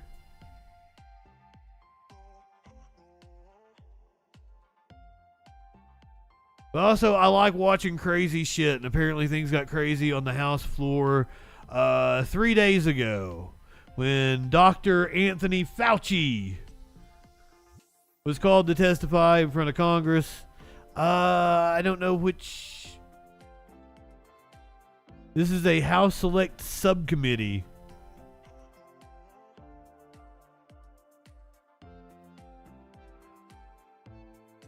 Gentleman's time's expired. Now recognize Mr. Jordan from Ohio for 5 minutes. Thank you, Mr. Chairman. Doctor, why was it... Time's expired. Now recognize Mr. Jordan from Ohio for 5 minutes. Thank you, Mr. Chairman. Doctor, why was it so important that the virus not have started in a lab? We don't know where it started, and that's the reason why I keep an open mind. That's the next clip, DJ Dub. Why was it so important? It wasn't important. Well, you still don't know where it started? Pre-watch, Andy. The guys you gave money to figured it out in 3 days. No. Mr. Anderson said on January 31st, 2020, virus looks engineered, virus not consistent with evolutionary theory. The very next day, Dr. Gary said, I don't know how this happens in nature. It'd be easy to do in a lab. And then 3 days later, Shazam, they switch and say it has to be nature. So they figured out in 3 days. So what happened? I don't know. No, in fact, if you look at what they were saying, Congressman. Fair enough, Dub. Saying that it was not a manufactured virus. It still could have evolved out of a lab. Well, let me read something here to you. They're not incompatible. Agreed, Llama. Censorship of the Biden administration working with big tech. I want to read you a WhatsApp message from Mark Zuckerberg. Can we include that the White House put pressure on us to censor the lab leak theory? So this is a communication on July 16th. I love you giving me shit. Nick Clegg, Joel Kaplan, Sheryl Sandberg, Mark Zuckerberg. They're certainly feeling the pressure to downplay any lab leak theory and go with the natural origin theory.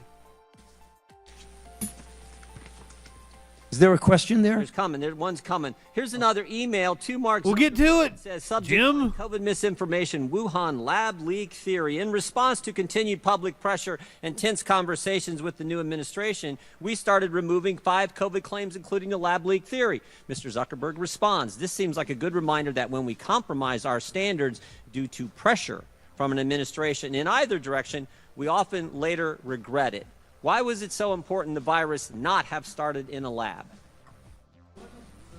Wasn't so important that the virus not. We don't know We Well, know it was important to someone in the Biden administration, so much so that the top people at Meta, the top people at Facebook are asking, why are we getting all this pressure to downplay the lab leak theory? And we have an email from June of the same year, June 4th, 2021, saying the same thing. It was certainly important to somebody. Well, what has that got to do with me? I'm asking you because you're the expert on the coronavirus. I'm saying, why was the administration so pushing not to have the lab leak theory as something that was viable? I can answer that. I've kept an open mind throughout the entire You kept process. an open mind, Dr. Fauci, open mind. That is correct. What happened in those 3 days? Why did Dr. Anderson and Mr. Anderson and Dr. Gary, why did they change their mind in 180 degrees? Can we ask Because, him? What Christian Anderson says 3 days later, after he said virus looks engineered, virus not consistent with evolutionary theory, 3 days later he says the main crackpot theories going around at the moment relate to this virus being somehow engineered, and that is demonstrably false. How did they? What happened in that 3 days? Dr. Fauci? You can do that. Still have an open mind. Well, what they did is that they testified before this committee. What they did, they went back and looked at the sequences and realized that their initial concern was unfounded about that, and it did not look at all like it was manufactured. But as they said in their paper, even though they feel it was more likely, 3 days they figured that's it out. exactly. You could do that Okay. in 3 days. You Okay. can scan sequences in a day. You don't need 3 days. Okay, who's Robert Redfield? The former quack. director of the CDC. Dr. Redfield, right? And he was also in the coronavirus task force. Is that accurate? He was a member of the coronavirus task force. And here's what he said to this committee. He said Redfield said that Fauci and Collins left him out because Redfield suspected that coronavirus had leaked from the Chinese lab. Is that accurate? Well, he said that, but that's not true. You're That saying is incorrect, Congressman. Dr. Redfield's lying to the committee No. when he sat right where you sat? When he said that I kept him out, that is an incorrect statement. The roster who was on the phone Was Dr. Redfield in that conference call on February 1st when you had Mr. Anderson and Dr. Gary on that call? He was not, and the conference call was put together by Jeremy Farrar, so no one kept him out. He said he was kept out because he felt. Did U.S. tax dollars? You want me to answer the question? Yeah, I would just wonder why he wasn't on the call. It seems to me the head of CDC, part of the coronavirus task force, which was formed 2 days prior to that call, would have been on the call. Well, the call was arranged by Jeremy Farrar. You should ask him. Okay. Did U.S. tax dollars flow through a grant recipient to the lab in China? I'm sorry. What was? Did U.S. tax dollars flow through a grant recipient to the lab in China? Yes. Broad question. It was a sub-award to the Wuhan Institute. And who approved that award?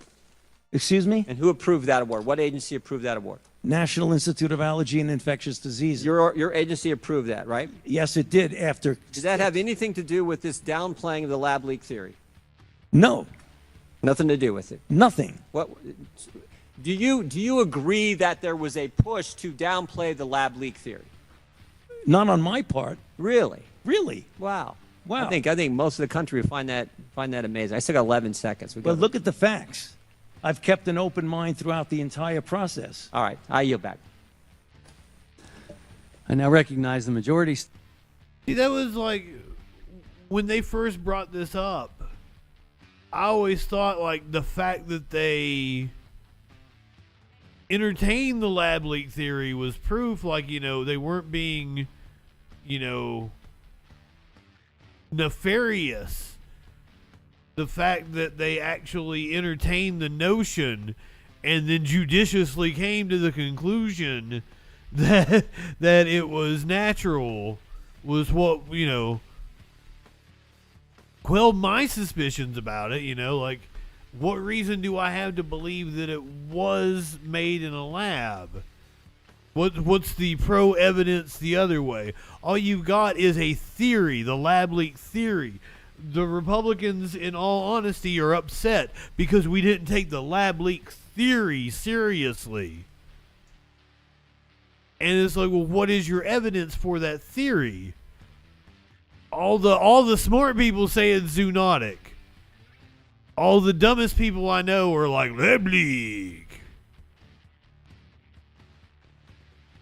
We may never know, and unfortunately China was... once again, this is like the Hillary Clinton problem in 2016.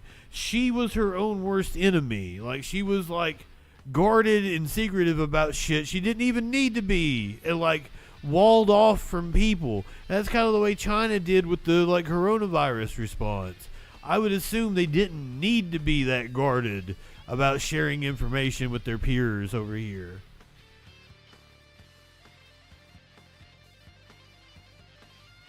The Clintons have been a curse laid upon us, but also like they were.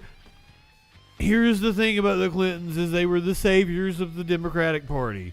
Like you've got to understand the loss at like when Carter lost re-election and the whole Reagan revolution and the fucking 12 years of Republicans running fucking the executive branch. For the Southern Democrat to come along from Arkansas, the folksy governor and shit. Savior of the Democratic Party. That's why we have to put up with goddamn James Carville now. The third way Democrat, the blue dog Democrat that has a conservative mind, pro-capitalist, neoliberal, but, you know, is softer on the social issues.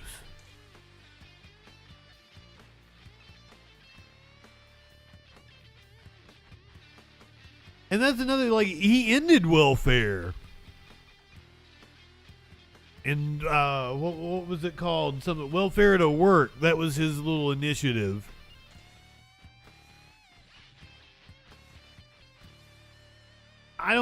There's the thing about, it's a conservative country. Like, our politicians are a reflection of us. And now you can't just, like, lob all the blame on everything. Like, fucking baby boomers got fucking 401ks and invested in stocks and fucking bought houses for 50, 60, 70 grand. And they're worth like 2.1 million now. And they became conservative with age because they want to protect what they've got. And they feel that, you know, having the same opportunities as them, or Gen Z coming up. Gen Z, which is like, you know, the workforce now.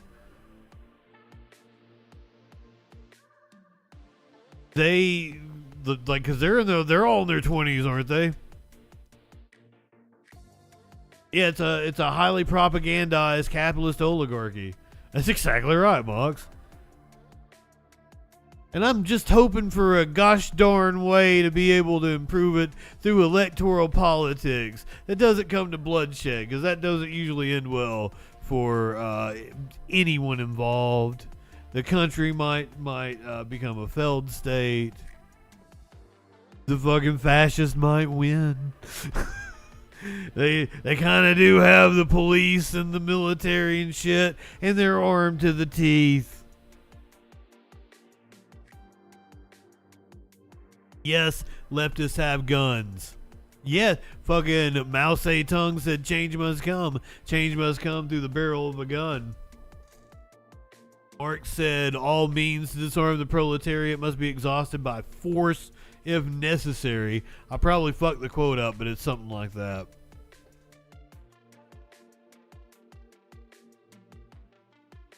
Fuck it, I know Sparkles, she show you the difference between her pistol and her gun. But like, not all leftists are like that. Damn cat coming over here. All right, let's get to the fireworks between Fauci and Marjorie Taylor Greene. On policy, That's writes very confusing science- to have someone's title and not having that to be their obligation. But at that work. is the fact, though. I think that supports what we said. There needs to be more oversight and there needs to be more accountability. Mr. Chairman, my time has expired, but these points are very clear to all of us today in this hearing room. I yield back. I now recognize Mr. Garcia from California for 5 minutes. Oh, he left? I now recognize Ms. Green from Georgia for 5 minutes of questions. Thank you, Mr. Chairman. Mr. Fauci, you were quoted on CBS Face the Nation saying it's easy to criticize, but they're really criticizing science. There are more guns than humans in America. Do you represent science, Mr. Fauci? I am a scientist who uses the scientific method to gain information. Yes, you said you represent science. Do you represent science, Mr. Fauci? Yes or Again, no? Yes or no? No, that's not a yes or no Yes, answer. it's a yes or no. I don't think it is. Okay, well, we'll take that as a you don't know what you represent. Oh, But this, as director of the NIH, you did sign Oh, on God. so-called scientific experiment. No, he didn't. And as a dog lover, I want to tell you this is disgusting and evil, what you signed off on, and these experiments that happened to beagles paid for by the American taxpayer. And I want you to know Americans don't pay their taxes for animals to be tortured like this. So the type of science that you are representing, Mr. Fauci, is abhorrent, and it needs to stop. Mr. Fauci, you also represent the type of science that where you can. I think she's going to be VP, but the COVID, she's not on anybody's list. including I didn't hear what you 6 said. feet I ma- social distancing and masking of children. I never said I made anything up. You admitted that you made it up. You I made it didn't up say as you went. I made it up. So are you saying this is fake news, Mr. Fauci? I didn't say I the Daily made Mail. anything up. What did you say? I said that it is not based in science and it just appeared. But this is science. What does dogs have to do with anything that we're talking about today? These are scientific experiments. This is what you signed off on. Does he even know about the stupid ass conspiracy theory? Like, apparently, at some point in time, some of the grant money trickled over to this, like, African blah blah blah research. I don't even remember what the thing was, but like Fauci had no direct knowledge and apparently doesn't even know the conspiracy theory. And it's sketchy at best, even if like taxpayer money even went to this. But apparently that they were testing some sort of repellent, mosquito repellent or something like that. But you also told the American people they had to distance by 6 feet.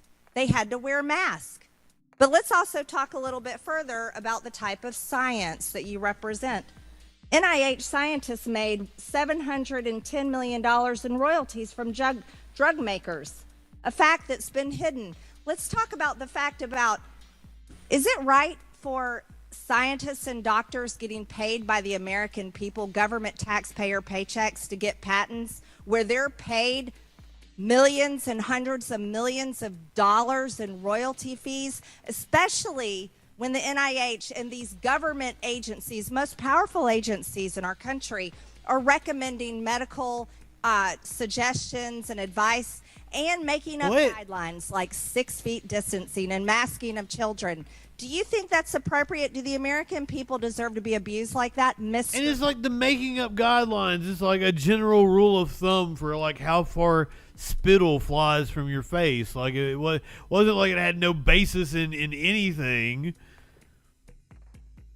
What we know is that, you know, if you're dealing with a respiratory infection, being up in somebody's face is not a good thing, Marjorie. I prefer if we keep it to where, like in society, people stay 6 foot away from me. I actually like that. Fauci, because you're not doctor. You're Mr. Fauci in my few minutes. No, I don't need your answer. I want to talk about this right here. Mr. Chairman, Fauci, objection. I reclaim Mr. my Chairman, time. objection. I reclaim my time. I reclaim my time, Gentlelady will Mr. suspend. Raskin. Gentlelady will Point of order. suspend. Mr. Chairman, Point of order. just in terms of the rules of decorum, are we allowed to deny that a doctor is a doctor just because we don't want him to be a doctor? Yes, because in my time, that man does not deserve to have a license. As a matter of fact, it should be Who are revoked. you to make that decision? He belongs in Gentlelady will prison. suspend. And the gentlelady should recognize the doctor as a doctor. Thank you, Mr. Chairman. Is this what we have become? Yes. Is this what we have devolved into? It's sad. You know what? We can do that hearing about the poor men that were injected with syphilis because I support you in that. That's horrific. And this government that does things like that to Americans doesn't have decorum to the American Mr. people. Chairman, The gentleman is out of point of regular order, please. The gentleman is out of order. Decorum. I recognize the point of order. Go ahead with your point of order. You got it. No, I mean, I was going to say what Representative Raskin said. That's completely unacceptable to be to deny Dr. Fauci who's here, a respected member of the medical community. I don't give a shit about his title, to be honest with you. On his character. And I have instructed her. He's not respected. And I've instructed her to address him as doctor. I'm not Gentlelady addressing shall him as continue. doctor. Let's talk about. Let's talk Mr. about Chairman, this. I I'm would move reclaiming that the my woman- time. I'm reclaiming my time. Words get taken I'm down. reclaiming my time. Second that. Point of order. Suspend. A member can only move to have words. I'm sorry. The issues we are debating are important ones that members feel deeply about. And while vigorous disagreement is part of legislative Totally what we've process, devolved into. as I said at the beginning, members are reminded that we must adhere to established standards of decorum in debate. This is a reminder that it is a violation of House rules and the rules of this committee to engage in personalities regarding other members or to question the motives of a colleague. Remarks of that type are not permitted by the rules and are not in keeping with the best traditions of our committee. The chair will enforce these rules of decorum at all times and urges all members to be mindful of their remarks. Does the gentleman from California have anything further? We should have to take her words down. Yeah, I made it. I offered that her words be taken down, Mr. Chair. Point of order, Mr. Chairman. Mr. Chairman, I'd like to make a point of order. Mr. Because Griffin they is accused us Mr. of Griffin is worshiping Gentlelady President will- Trump. We Gentlelady- don't worship President Trump. Gentlelady will suspend. Mr. Griffin, you have a point of order. Mr. Chairman, while it may not be polite, I believe the rule only applies to members of this body, the Senate, and the President of the United States. I do not believe that it applies. The rule on taking down words does not apply to a witness. Again, I'm not condoning the words. I'm just relating or asking whether or not it applies to individuals who are just happen to be here in front of us. I agree. The chair overrules the point of order by the gentleman from Maryland, but asks that members please afford all other members the respect they're entitled, refrain from using rhetoric that could be construed as an attack on the motives or character of another member. Why? That's or the the fun witness. part. You may proceed. Thank you. This was a time in history where you got to throw out the first pitch at the Washington Nationals baseball game while Americans were forced to stay home and watch such events that they love from at home alone on their televisions. And what a hypocrisy this picture shows. Here you are without your mask, with empty seats everywhere. Remember the cardboard cutout fans? That was one of the most insulting things to Americans, having to watch the games from home where you got to go and enjoy the game and sit right next to people not following the 6 feet of distancing. Not Because that's his family, you and everyone dipshit. else was forced to stay They live in the same house, enjoying life. And drove in the same car. your science is displayed perfectly in this picture where children in school were put in plastic. Did that ever actually happen? Because of your science, your repulsive, evil science. And let's go back to your very own email. You said earlier you don't use email. Oh, you do. Right here. This is your own email where you said the typical mask you buy in the drugstore is not really effective in keeping out virus. I do not recommend that you wear a mask. This is your email. This is your own words. But yet children all over America were forced to wear masks. Healthy children forced to wear masks, muzzled in their schools. And then they were forced to learn from home because of your so-called science and your medical suggestions, while you and all your cronies get paid from Big Pharma. You know that what this committee should be doing? We should be recommending you to be prosecuted. We should be writing a criminal referral because you should be prosecuted for crimes against humanity. You belong in prison, Dr. Fauci. Mr. Chairman, I have another point of order. I recognize Ms. Dingell. Just want to make sure the record is clear. Dr. Fauci testified. I want to make sure the record is clear. If those little shits wore masks all the time, we probably wouldn't have near the amount of flu, other respiratory diseases we have that fly around in our fucking society. Those little shits are like the #1 fucking like germinator motherfuckers running around out here.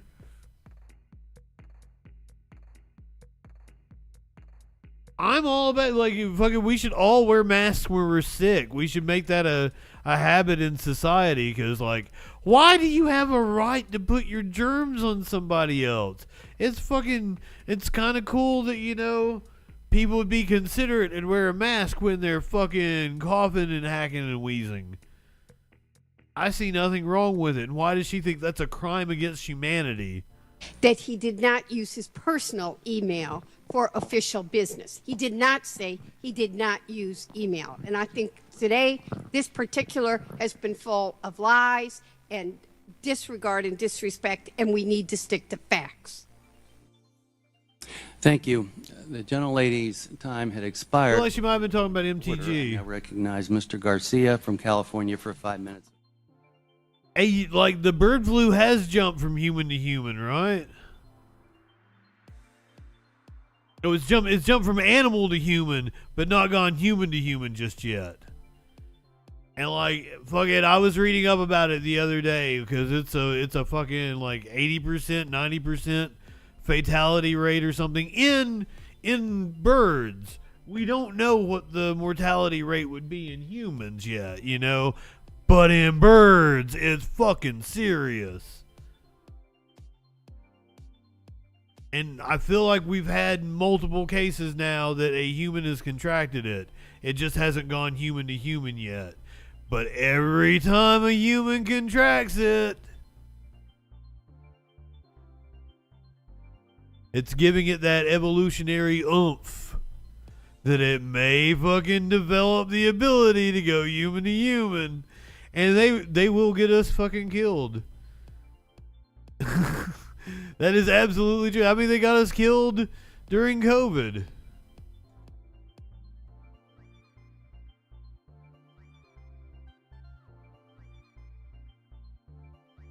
All right, one more politics story. Oh, nope. I'm sorry, I lied. We gotta go back to Congress, because this fucking idiot-ass right-winger was giving a speech. And of course the shit libs would make his fucking kid go viral, but the kid was being, you know, kind of doofy behind him. I love cheese too. Cheese is my favorite thing in the world. I don't even remember who this fuck is. Some MAGA asshole fucking congressman. Act like children, they now have a new role model. A child, in fact, the child of Tennessee Congressman John Rose. Fuck you, John Rose. The guy sat behind his father where he gave a speech on the New York criminal conviction against Donald Trump. And just watch for a second. Let this sink in. There he is, a running commentary, perhaps, on the speech being given on the House floor. And with us now, Congressman. Oh wait, we're not gonna hear the speech. And Congressman. It's a whole bunch of Donald Trump fucking nonsense. He's talking about how it's a kangaroo court and turning us into a fucking banana Republican shit. Note that you have your son in front of you this time as opposed to behind you. Why? Good tip from you, I think. That's probably where I need to keep him going forward. But I had told him before I gave this speech, I said, his 3-year-old brother, Sam. This motherfucker was talking crazy shit. Sam, while they're humanizing him. And he took that a little further than I expected. I just want to go, Guy, can you hear us too? Okay, good. What did you think walking into that big room and what Dad told you when you're going to be sitting there?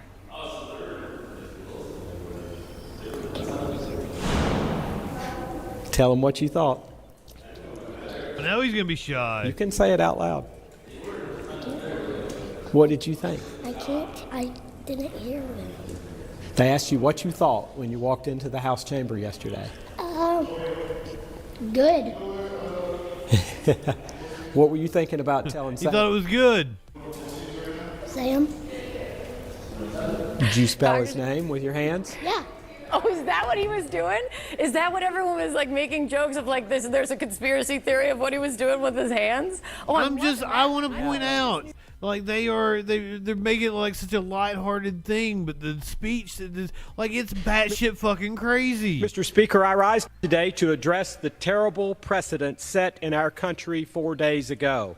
Using the justice system to engage in a politically driven prosecution and now conviction of a major political party nominee running for president, especially on the charges brought against Donald Trump, should gravely concern every member of this body as well as every American across our country, whether they be Republican or Democrat, for Donald Trump or against him.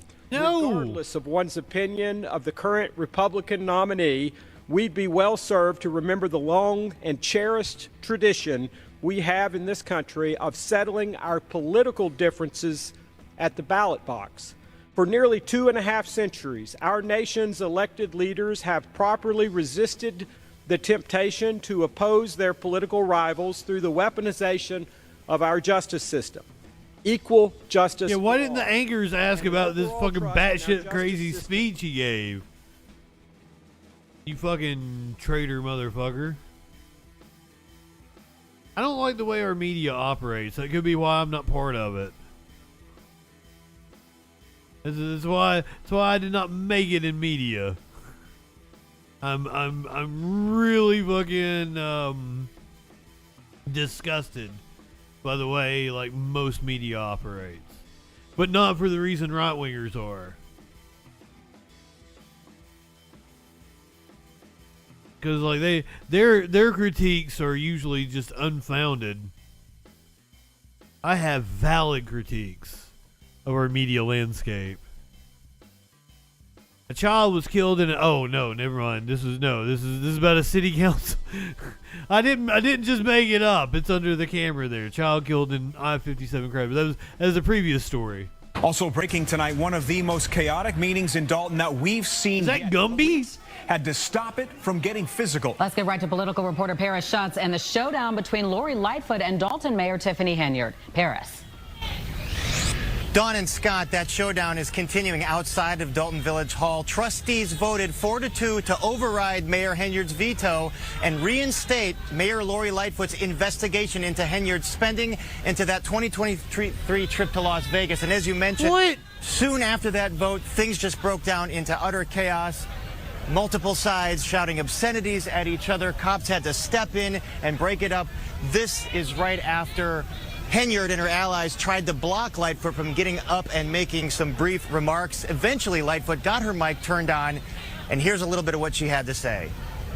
Thank you. What I will say is that it's an honor to be working on behalf of the residents of Dalton. We have not arrested one of you. You was once a mayor, too. You should not even be disrespectful like that.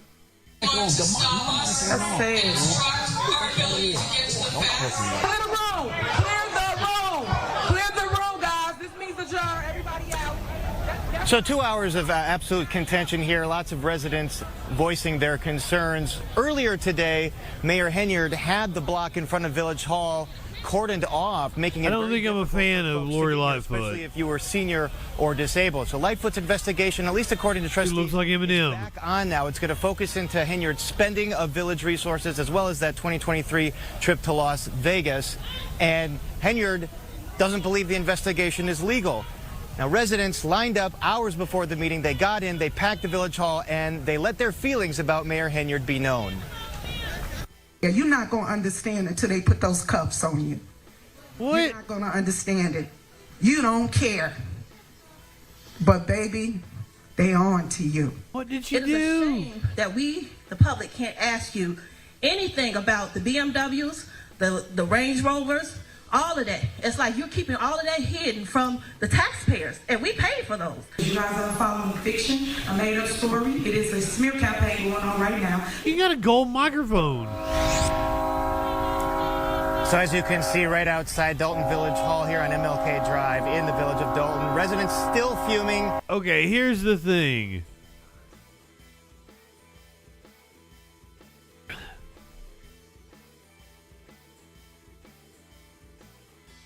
Her name is all over everything. It was in big lights on the front of the building.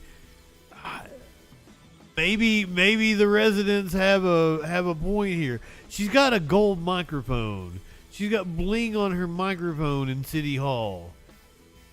Who does she think she is? Like fucking Prince or Adele or some shit?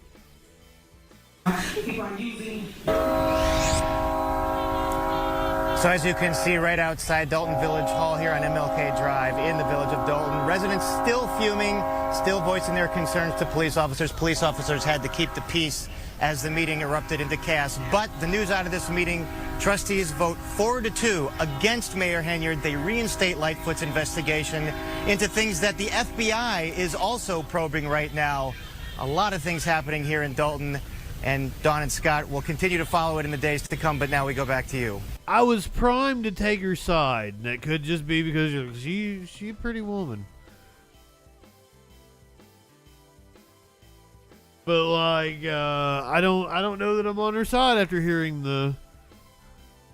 Well, this is a local Fox station. It's not like the Fox News. It's a local affiliate of Fox News. So a lot of them do some good work.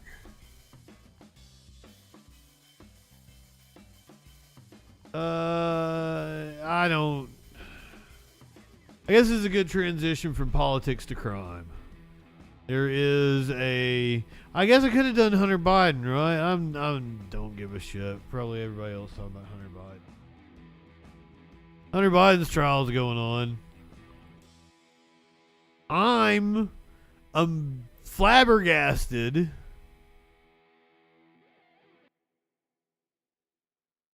that the senator from New Jersey, Bob Menendez, whose corruption trial has begun, is apparently going to run for re-election as an independent.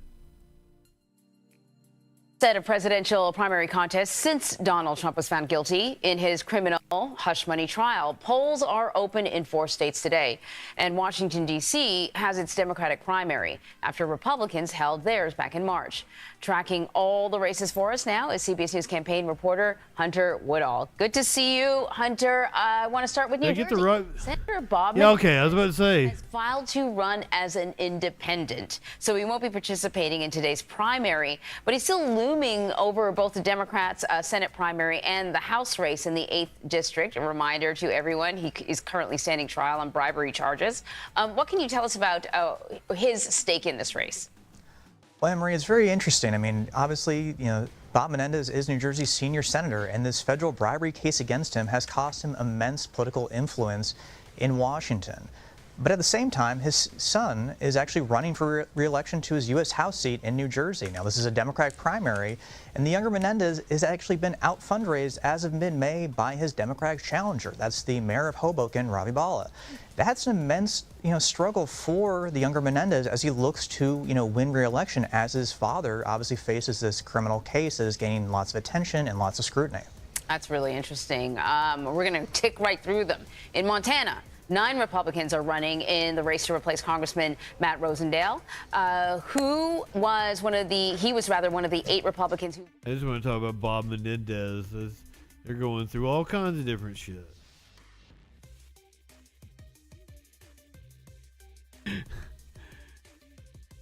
Has anyone ever seen it's not like a meme, it's like a post or like a Reddit response or something, or maybe it's somebody's instant messages, and it's like, hey, do you like the character Patrick? And somebody would respond back and go, yeah, and they were like, and you should watch the show SpongeBob, he's on it. Why is it so funny to me? Anyway, we're going to do some criminal news. Oh, fucking shit. Here, let's do the border crisis. 7 people were arrested in a migrant smuggling operation in Texas. You should totally watch SpongeBob.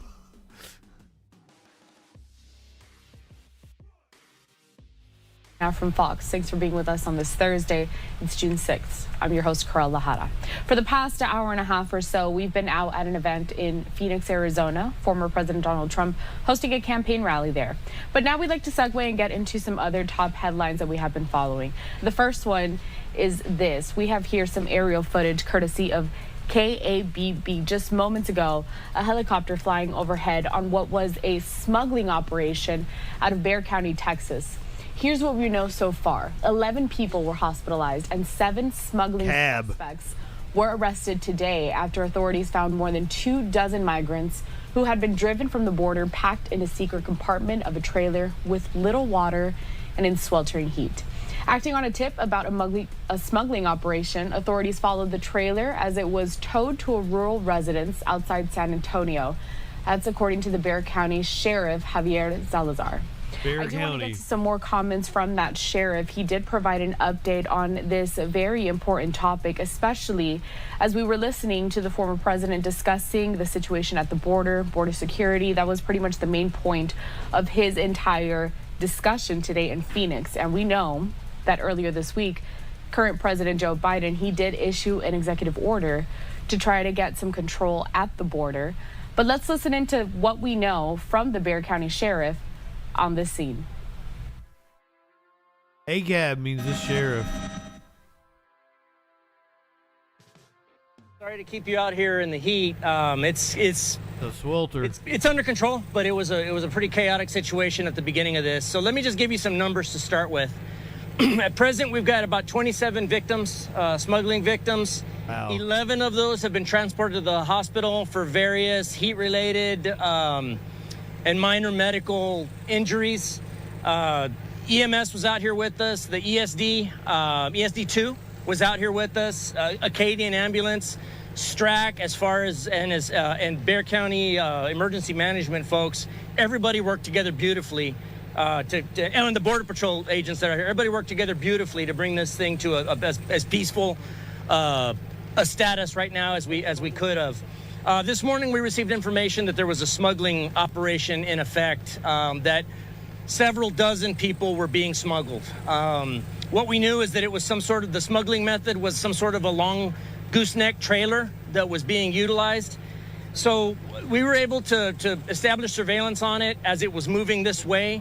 Our undercovers from our transnational group, from the organized crime unit, transnational, to get eyes on the trailer as it came into the location, being towed by a fifth wheel work truck and trailed by an SUV that we believe was going to be a decoy vehicle or a counter surveillance vehicle. They saw the vehicle pulling the trailer and the trail vehicle pull in here. And we had aircraft. He's being incredibly detailed. Cops don't usually go into this much detail at the initial press conference. You know, that's what kind of boring me. 7 arrested in a Texas migrant smuggling operation. Apparently 27 people injured.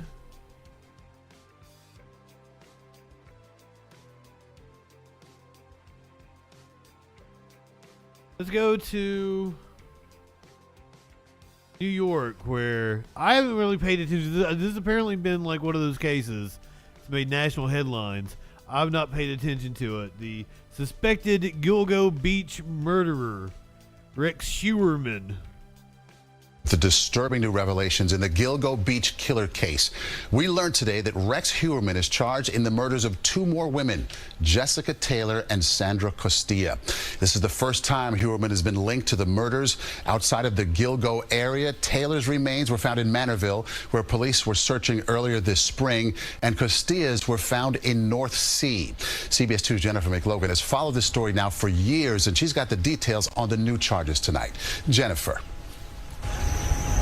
Good evening. We're told Rex Schuerman kept a gruesome roadmap of 6 vicious murders dating back to 1993, which include dismemberment and decapitation. Just some of the newly discovered grisly notes prosecutors are now linking to the alleged Gilgo Beach serial killer. Families of the two latest victims overcome after waiting decades for an arrest. Accused serial killer Rex Heuermann emotionless as diabolical details were revealed in what prosecutors call a chilling murder manifesto found on a hard drive during a search of Heuermann's basement home. We have an individual who we are alleging, meticulously planned and executed 6 separate murders. If true, a new M.O., dismemberment. Heuermann's accused of torture, bondage, and mutilation 30 years ago before he was married in locales 40 miles from Gilgo. What? Sandra Costilla, who lived for a time in Queens in 1993, and Jessica... Wait a minute. So you telling me these all happened like in the past and then he went and lived a normal life? Married to somebody? Taylor of Poughkeepsie in 2003. Jess was somebody that I looked up to. She was a force, one of the strongest women that I know. Mama, I assume it's the name of a beach. Families demanding how many more crimes could Heuermann be linked to. The blueprint suggests that he's killed many more people than what you see here. Rex's mood right now with this stunning new indictment. He's obviously horrified by new charges, new murder allegations. He's horrified in terms of the new charges. New cutting-edge DNA technology only recently linked hairs on both women's bodies to Heuermann. A seized Word document allegedly includes remove head and hands, remove marks from torture, use heavy rope for neck. I'm sorry I didn't hit the content warning. I didn't tell people this was coming. My apologies. This case is about the victims and their families, and hopefully providing them with that small measure of closure. Heuermann's estranged wife, Asa Ellerup, released a statement on these new developments saying she did not know Rex Heuermann in 1993 and was out of state for the other murders, saying she does not know this side of her husband and doubts he is capable of such. Maurice? I can only wonder what it was like inside that courtroom. What was the mood there? Very chilling. We've followed Rex Heuermann every step of the way in court since his arrest last July. He looked around for his wife and children. They were not there. Now, there was a surprise warrant, a search warrant of the Heuermann home last May. You will recall when that happened. Police were there for a full week. She was in South Carolina, but tonight Asa Ellerup is back home in Massapequa Park with her 2 grown children.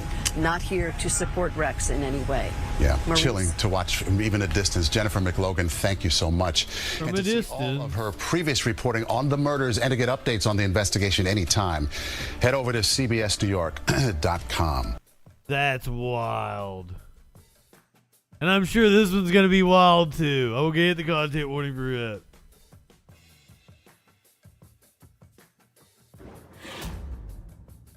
Our boy Isaiah always comes through for us with one of the craziest ass stories you've ever heard. And I think he's got another one for us tonight. To some serious and scary business. There's all kinds of risk to consider when you decide to date someone, and especially if you decide to bring them home for sex on that first night. One woman likely had no clue how dangerous one guy would be to her after bringing him to her place after having drinks at a bar. My next guest shared their thoughts on this hookup that took a very dark and deadly turn. And joining us for this very strange conversation, we have with us Fort Bend County Constable Nabil Shaikh, Lady McCallan, and CEO Aid to Victims of Domestic Violence, Maisha Coulter. So when you guys hear about this case, we're talking about 28-year-old Blanca, and they didn't give her last name, and 17-year-old Muhammad Ali apparently met casually, went back to her apartment to have sex. He couldn't perform, couldn't get an erection. She laughed at him and he murdered her. Oh, it's not funny. McCallan, Lady. It's not funny.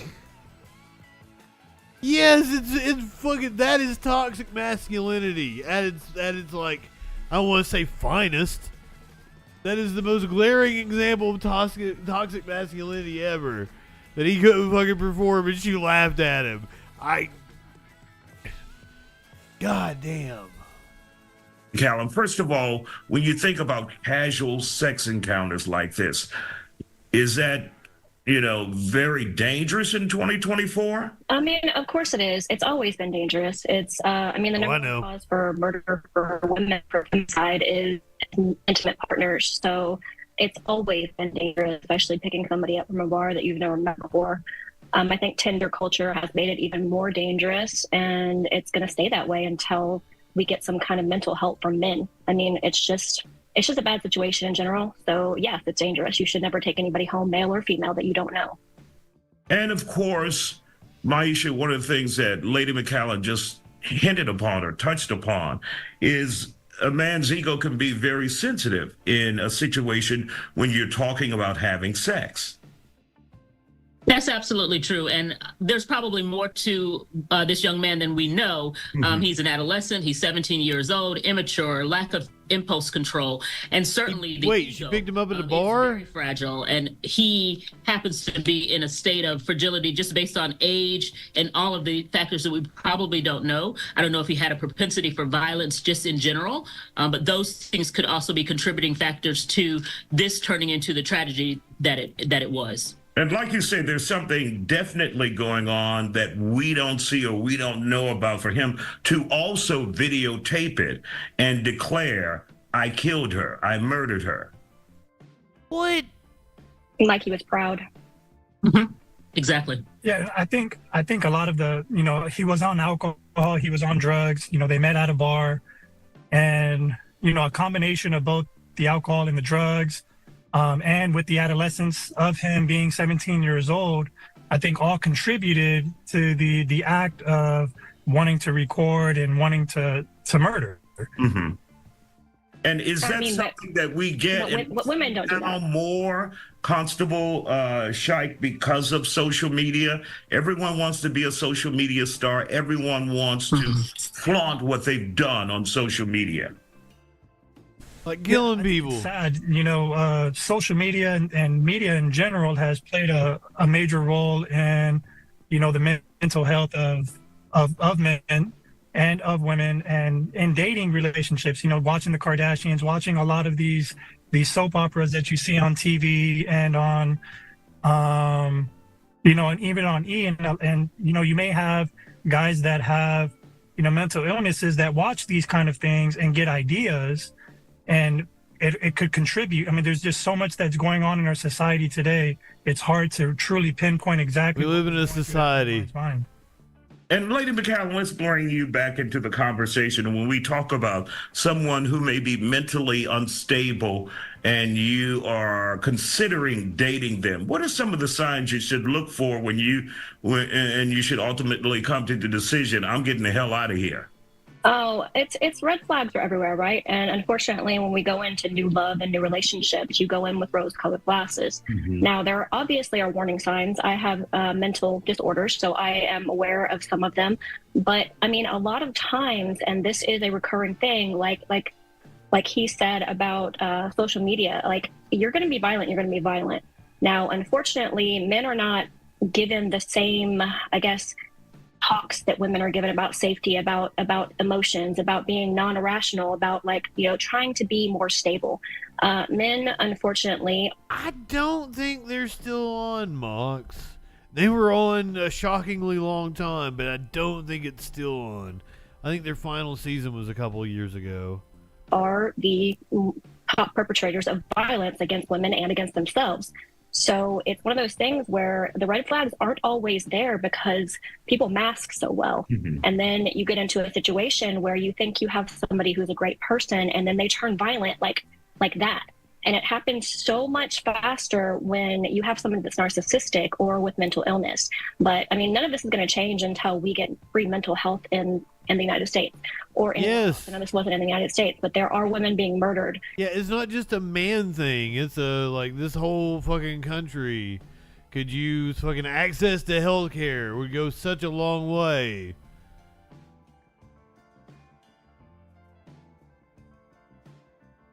It's not a panacea, is that what you call it?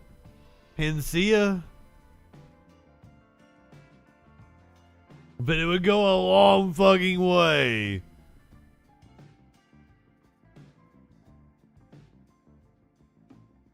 I have no idea. I probably wouldn't know shit about Kardashians if it wasn't for Sparkles. All right, I played you guys a video. Oh, it might be commercial time, isn't it? I'm sorry. The whole thing. Because I'm thinking, like, should I change the show? Should I stop smoking pot? Should I stop? I mean, I would think. Here's the thing. First of all, and I even talked to Curious about it, and I said, I should be Justin Muffin, shouldn't I? And she's like, yes. Everybody like you better. More people click on the channel, everything. Justin Muffins. Because that's one of my monikers. It's a little late to go through all of that now. I should change to Justin Muffins. I should stop smoking pot. I should stop using so many swears. Cut it back quite a bit. Then maybe we can make something of ourselves in this social media world.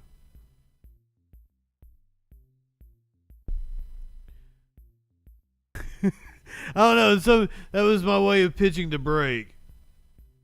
Why are you telling me to stop smoking pot? It's part of the fun. It's part of why to be honest with you, it's not that much of like having an effect on me on stream. I mean, sometimes it does, especially if I was high beforehand. So like I get the adrenaline that kind of like balances it out while I'm on stream. I like smoking pot. It's kind of fun. Smoke pot with people. It's a redeem your points. I don't know. I say that, but like I've spent all these years wanting to do the show I want to do. I don't want to have to play by the rules of the platform. I got a Maynard under me.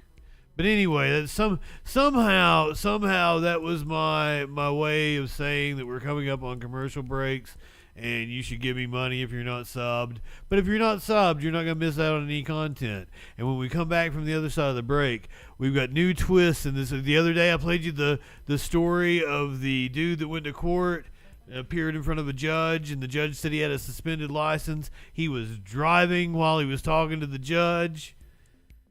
This one gets wilder. We're gonna do that and several more for you. Method Man's out of touch. All that and a lot freaking more on the other side of the break.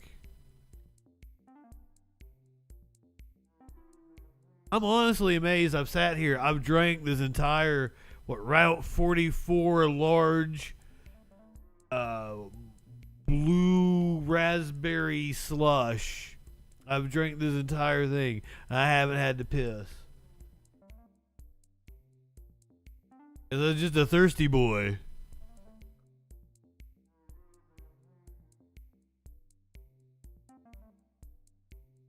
She asked me what I wanted, and I was like, yeah, I don't want a Dunkin'. You always get me a Dunkin'. Took me to Dunkin' yesterday. I was like, I want to go to Sonic. They got drinks and slushes and shit. And if it's between like 3 and 5, 4 and 6, I don't know. One of those. That's happy hour. You get half price drinks and slushes. But it was just like, it was after 5 though. I was like, oh, we can't do half price drinks and slushes. She's like, how do you know about Sonic? Like, when's the last time you've even been to a Sonic? And it is true. Fucking last time, almost 10 years ago, probably. But as I explained, I used to travel. I used to be a traveling photographer. I was driving down the road, listening to my XM radio, smoking pot, doing pills at this time. I was on a lot of different drugs at this time. Cruising down the road, and it was, stop and get a fucking giant mocha, whatever the fuck. Get me a Route 44 fucking slush or a raspberry sweet tea. You can get you some like mozzarella sticks or some chicken nuggets, some chicky nuggets. Perfect to eat on the road. That's how I know about a Sonic. How many times I've been hitting them up high as fuck for that happy hour deal on my drinks. back in like one of the different lifetimes I've led. Lifetimes? I've led many different lives. Traveling photographer. I used to, they dress kids up and like, one of the, I was a photographer many times. This was the time I was traveling. I was like a manager of an Olin Mills studio. Oh, I used to travel when I worked for Walmart Portrait Studios back in like 2004. But this is the time I was thinking. I was like the late 2000s. I was working for this company that set up in churches, and the kids will like dress up in old-timey clothes. We take their pictures and do it in like sepia, black and white and shit.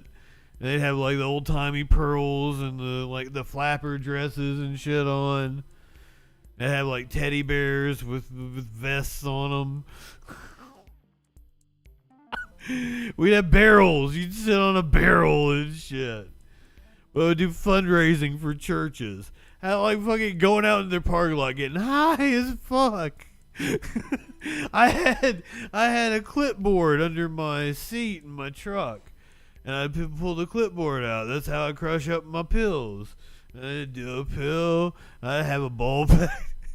Go back and taking pictures of people's kids, families, high as a fucking kite. In a church. I'm slick. I'm a good bullshitter. Some people probably knew I was fucking, some dad recovering and shit like knew I was fucking flying. But like most people, I don't think they do. Especially like I'm more playing around with their kids and shit, right? Well, that sounded bad. I'm trying to get their kids to smile. I'm acting all wacky and shit anyway. Trying to get the kid to pay attention to me. So like that's when I had to. One time I was doing coke with a friend after I got off work at a radio station. I was the news director. I had to go cover this cop that died, and I've been doing coke for a couple of hours. So I'm like high as fuck in the radio station van. And all I can think about is like, they're not looking at me as a suspect in anything, right? Like most of them probably know who I am. They've seen me at events and shit. They're not expecting that one of their buddies has just died. Just play it cool. Not like Maynard over here. That's not cool at all. Play it cool. Everything gonna be alright. Cool, daddy.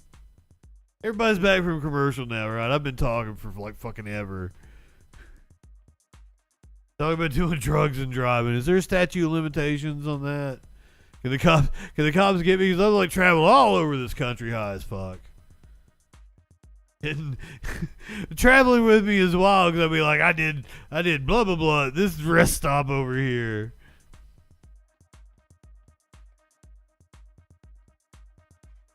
There's this rest stop down here in the town, 2 or 3 towns over. I don't know, maybe.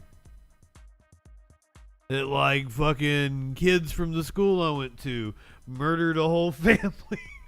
Why am I laughing at that shit? That's horrible. I used to stop there and do a lot of drugs. Drugs are good. I'm a pro-drug person.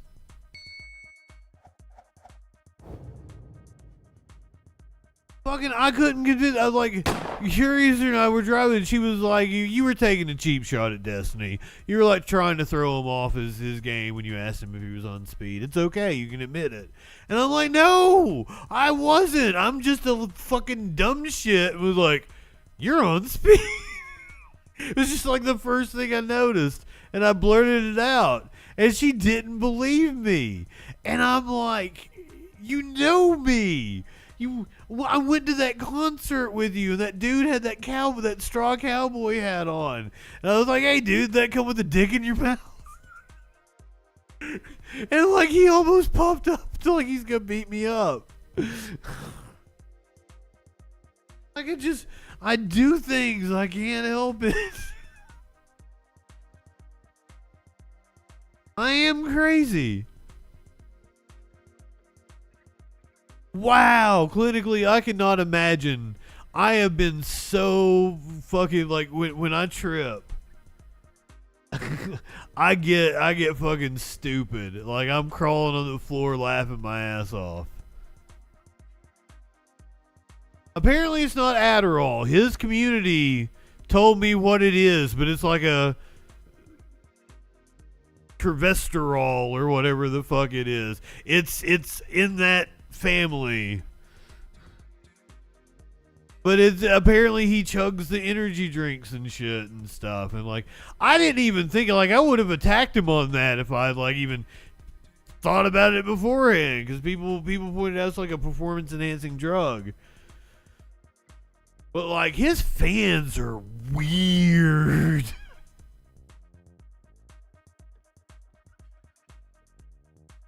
Okay, a long acid trip. Okay, I can see that because I'm pretty manageable on the downside, because that's why I usually put on like stand-up comedy or something, like Kickback. All right, we got news to do, because like I think my buddy wanted to play video games with me tonight, so like I need to get through this. There's some news we need to do. Fucking damn, clinically. I've been on some trips, never anything like that. Damn. Let's party, my friend. Let's get together. We'll have a little party. Oh, fuck. Tell you who's not going to be coming to the party. This dude who he appeared in front of a judge, and the judge called him out. He was on a zooming into the court, and apparently didn't have a license. But this is like a whole twist and turn going on here. New tonight, a shocking twist for the man who went viral for driving during a virtual court hearing for a suspended license. Corey Harris showed up in person at a Washtenaw County courthouse today, hoping to set the record straight and put this entire saga behind trust him. me. Instead, we're reporting on a brand new chapter. His shirt said "trust me," and the back of his shirt had his fingers crossed. This motherfucker up in here is a jokester. Wait, what? In person at a Washtenaw County courthouse today, hoping to set the record straight and put this entire saga behind him. Instead, we're reporting on a brand new chapter. 7 News Detroit reporter Kimberly Craig has been keeping up with the twists and turns of this one. She was in court today as it all unfolded. Well, nothing went the way Corey Harris thought it was going to go in court today. The judge started off by slamming Corey Harris, saying he's never even had a valid driver's license. And the afternoon ended. Never! Harris going to jail. The person that needed to be blamed is the person that he was staring at in the mirror. He didn't do what he should have done. The judge came ready to set the record straight with Corey Harris. And what the fuck is that judge wearing under his robe? Was claimed that he thought the suspension on his driver's license was removed 2 years ago. That court and its friend of the court did nothing wrong. His driving privileges were unsuspended in 2022. That required Mr. Harris to... Nope, Snicks, not a clerical error. He was legitimately driving without a license. He's never had a license at all. The miscommunication here was that the state had rescinded the suspension of his driving privileges. So they gave him his driving privileges back, but he still didn't have a license. He could have went and got a license, but he didn't. Do something. He didn't do it. The judge said Harris never paid his clearance fees with the court or the Secretary of State to lift the suspension. But that's not all. He has never had a Michigan license. Ever. We asked Harris yesterday if he ever had a valid driver's license. He claimed he didn't remember. Do you ever recall having one? Having a driver's license? I knew I had a permit. I knew that. A driver's permit, or? I believe. I don't know. I can't say yes and I can't say no. And that's odd because the Pittsfield Township... Brother, you'd know if you had a license, because let me tell you, you got to go, like, do something to get it. Like, it's a kind of a pain in the ass sometimes. Police officer and prosecutor said during that October traffic stop, Corey Harris knew what was up. At least twice during this traffic stop, he acknowledged to the officer that he did not have a valid license. Quote unquote, quote, actually, I don't have a valid license. Close quote. The question was, are you a valid driver? Quote, I am not. There was no error by anybody. It was a failure on the part of Mr. Harris to do certain things. Now, I grant you that sometimes that can be a complicated process. Oh, it absolutely is. Not anybody's fault that that didn't happen, other than that wasn't paid. Then came the unexpected. He has a warrant for his arrest. Corey Harris was taken into custody for what appears to be a 9-year-old bench warrant out of Allen Park. So that's bullshit. Absolutely. Did I want my client to walk in and then get escorted to the back? Absolutely not. That was not the plan. The shocking thing about it is for a driving while license suspended that he didn't take care of. It should be something. Oh my God, that's hilarious. So he had a bench warrant from 9 years ago for driving on a suspended license that he didn't take care of. And that's why he goes back to jail. Amazing. And look at this judge. This judge is so proud of himself. Escort to the back? Absolutely not. That was not the plan. The shocking thing about it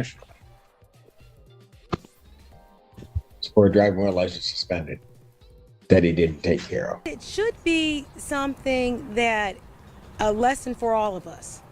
Handle your business. At the end of the day, handle your business. In Ann Arbor, Kimberly Craig, 7 News, Detroit. Thank you, Kim. That's some pretty good advice. Handle your business. I should probably take that advice. I'm definitely not good at handling my business.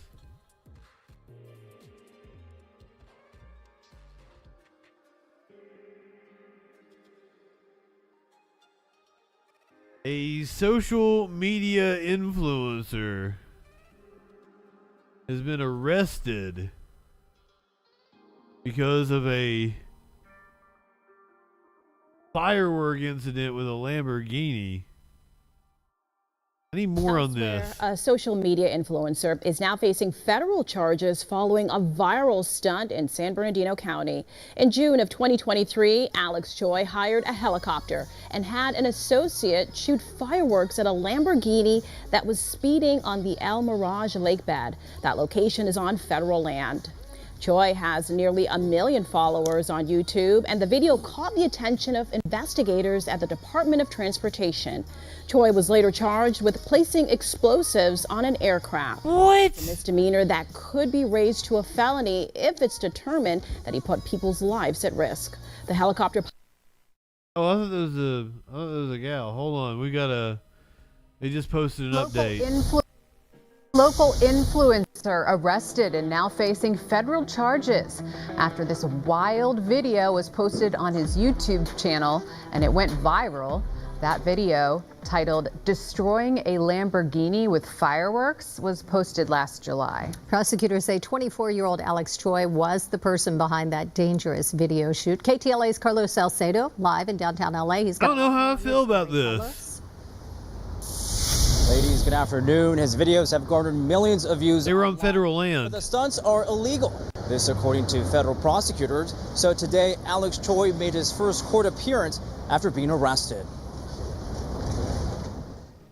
Pyrotechnics shooting out of a flying helicopter. The stunt looks like it's from a Hollywood blockbuster film, but these are no special effects. Federal prosecutors say they're the real deal. We have learned of the investigation for a number of months. The FAA had previously investigated this case in December of 2023. On Thursday, the Department of Justice announced charges against Alex Choi, a Studio City man and social media influencer who has gained notoriety for posting such stunts. It's a fairly simple, straightforward case. Kinda cute, in though. this case, being a firework. Putting a firework is against the law on any aircraft, whether it's a helicopter or a commercial aircraft. You're not supposed to put fireworks on aircrafts. In this scenario, fireworks are being shot at a Lamborghini from an in-flight helicopter. Investigators believe Choi committed the offense June of 2023 in San Bernardino County. He did not have a permit to film a shoot using fireworks, purchasing them in Nevada. According to the affidavit, Choi is seen in the video pushing a fire missiles button, shooting the fireworks at a speeding sports car. The clip has since been removed from Choi's YouTube account. You're looking at a very serious allegation, and the statute has up to 10 years. And nobody was Fucking wow. injured, but prosecutors say it's still early on in their investigation, and others involved in making these videos could face possible charges in the near future. We're live in downtown LA. Carlos Salcedo, KTLA 5 News. Yeah, exactly. Clinically, like my tendency is to side against the cops, but also fuck those rich motherfuckers. So it's a catch-22. You see what I'm saying?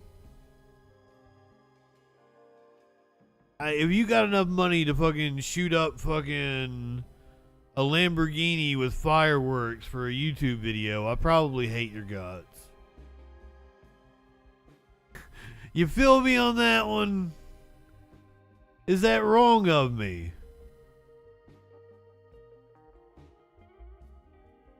I don't feel like I'm wrong on that one.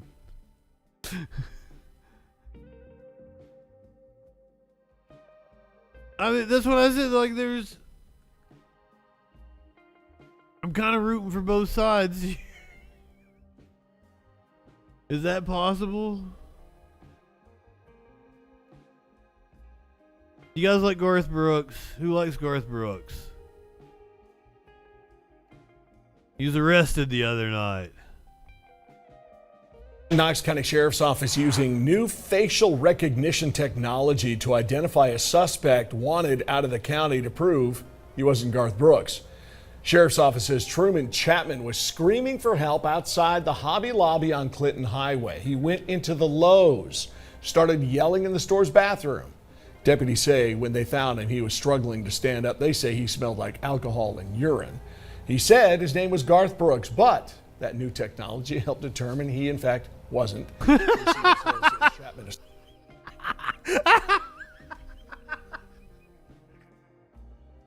It took some facial ID technology to determine that this man is not Garth Brooks. Assaulted deputies who are arresting him. He faces a number of charges. Growing up, Zaylin Washington will tell you the odds were never in his favor. Early life was filled with a series of upheavals between parents in and out of jail and a brief stint in foster care. So at the time, I didn't know, like, it was broken. You know, I kind of just thought, like, I really felt like I was the issue because I kept going from different places and stuff. For years at school, no one knew what he was going through. People would make fun of me because my clothes were, like, ripped or, like, too big. Yeah, Llama, like, we get towards the end of the show and I do all bullshit. We're in the bullshit segment of the show. We're going to make a landing and then do an animal video. Maybe 2 animal videos, but one of them's kind of scary. Big. It wasn't until 7th grade, and when he joined the football team, he began to find a family he'd never known. I like Chris Gaines. Pressure leaves on my shoulders and stuff. Like, I finally found a home and someone who wants me. When he got to Nimitz High School in Irving, his living situation worsened. So much so, he found himself homeless his sophomore year. On my end as well. Until his youth group pastor offered him somewhere to live that he saw things start to turn around. It was the first time someone choosing me, like not having it forced on them. His In a youth more pastor. stable home, he's taken the last several years. I'm sorry, it just auto-played this and I was interested. I'd find out what it was about. But apparently he found Jesus. So let's go to this. This is more interesting. This is juicy. This woman, I think it's a woman. I don't know, it might not be a woman. Yeah, it's a woman in Las Vegas, was targeted by phone scammers, and after stealing thousands of dollars from her, they apparently showed up at her door. News starts now. Thousands of dollars gone after this North Las Vegas woman willingly handed over her credit card to a scammer. More people than ever are on alert for these kinds of crimes, but a new tactic to prey on victims is a concern for police all across the valley. Thanks for joining us tonight. I'm Jacqueline Schultz. And I'm John Huck. Fox 5's Molly McBride joins us in studio now with how this all started and an exclusive. I want to scam some old people. Is that possible? Well, we reported on it in Summerlin. How do I do the scamming? Now North Las Vegas. The woman in this video handing over her card says she saw a reporting on this and felt like she needed to speak up to keep this from happening to someone else. It started with a call with her bank's caller ID. I was at home and I got a call letting me know that there was suspicious activity on my account. Sure enough, when she looked at her online banking account, she found 2 fraudulent charges totaling thousands of dollars. That's when the scammer said they had to secure her account immediately. He went on to explain to me that due to the high amount of fraud that's been going on, that they would have to send a courier to pick up my card. And within less than 10 minutes, that so-called courier arrived. The gentleman showed up at my door and he had the passcode. I have your access card here. And unbelievably, I opened my door and gave him my card. After the card is handed over, the scammer pulls out a pair of scissors, chops the card in half, and then puts her card in an envelope. The card's chip isn't damaged. I really thought, because they were already in my account, they had my information, I didn't give them my address, they confirmed my address with me. Now, this whole time, she's still on the phone with the original caller. But a couple minutes after she handed her card over, she gets fully locked out of her online bank account, losing access to it completely. God damn. That's when I realized, I said, I'm in trouble here. Something's not right with this. And I just quietly hung up. Now she jumps into action, calling her real bank, closing her accounts, and changing her passwords. $9,000 later, she's hoping her story serves as a warning before these scammers strike again. It's embarrassing to come forward and say that you fell for something like this, that you opened your door and handed something so valuable to a complete stranger. The bottom line is, if somebody calls you, just hang up. She tells me a representative from her bank told her the scammers had already hacked into her account when they first called. Getting the chip from her card took that scam one step further. Her bank has promised to pay back the nearly $9,000 that was stolen. Wow, that amazes she me. hasn't seen the money yet. Coming up in just 30 That doesn't. Suggestions from police about how to keep yourself from becoming these scammers' next victim. Molly, good to hear. We'll see you in a few. These scams are wild. We saw the dude that shot the woman that didn't even know she was part of a scam. She was just doing Uber. Showed up at his house and shit. That was horrible. I felt so sorry for that woman. And I don't know how I feel about that dude, because he was legitimately being scammed. But you probably shouldn't shoot a little nice old lady in your yard. It's just an Uber driver. I got a couple of crazy animal stories, actually. But before we get there, did you know that Method Man is upset? He was performing at Summer Jam.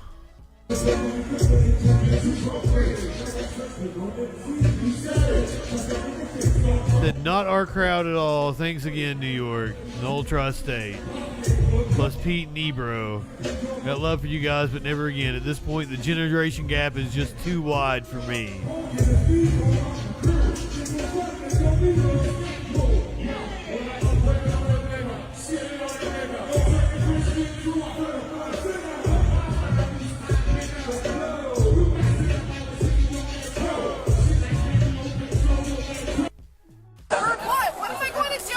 Okay, here's my thing. Let me go.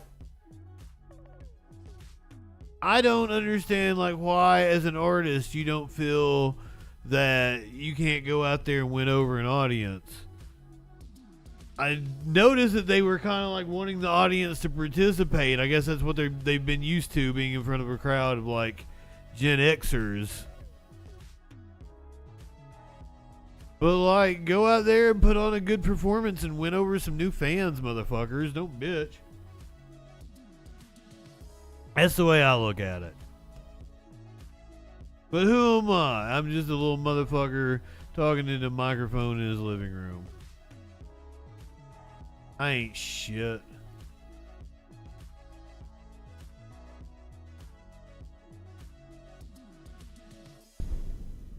Let's do a pride story before we get out of here. This one is one you're all gonna fucking love.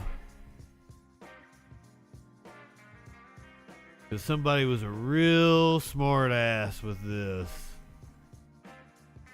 First of all, cops will do some propaganda like this fucking Pride Month fucking logo on this cop car. I really like the NYPD Pride design this year. I especially like this slogan, all colors are beautiful, or ACAB if you will. Anyway, shout out to the queer artist who designed such a masterpiece. I really like the NYPD Pride design this year. I especially like this slogan, all colors are beautiful, or ACAB if you will. Anyway, shout out to the queer artist who designed such a masterpiece.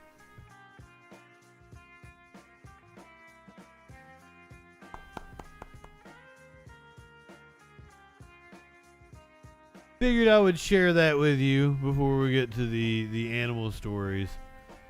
I've got multiple animal stories that aren't so friendly.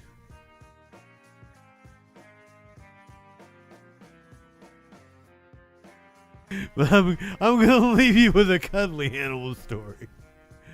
Oh, okay. I'm not gonna do you dirty like that. I hope there's video of this. Oh, there is.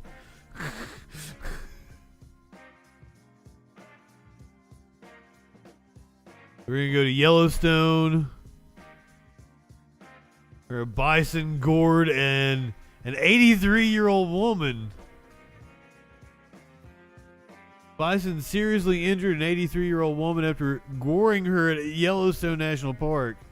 The Greenville, South Carolina woman was near the Storm Point Trail at Yellowstone Lake on Saturday when the bison lifted her about 30 centimeters off the ground with its horns. The woman sustained serious injuries and was taken to a medical clinic. I don't think this video was the woman getting gored. Because that is not an 83-year-old woman. I don't think. They don't make them like they used to. Anti-war machine. I didn't tell you. Good evening, my friend. Good to see you. She's like almost crotching the bison. Probably for social media clout. I want to see video of this bison goring the woman. I won't stop until I get it.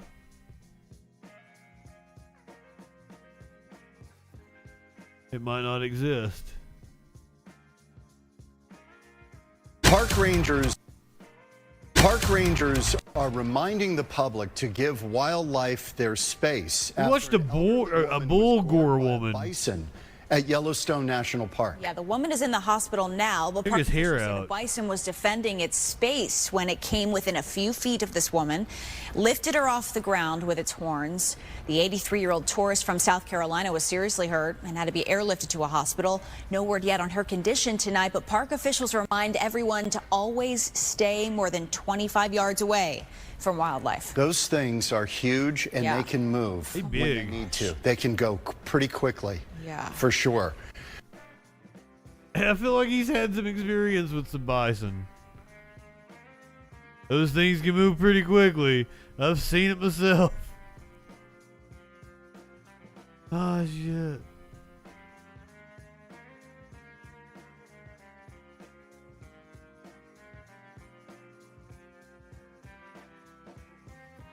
I felt like I had another one. Getting gored or something. Lose it?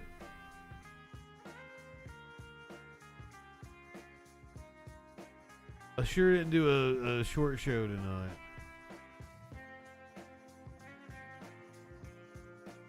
Let's check out this ingenious idea to how to stop this cat from running away.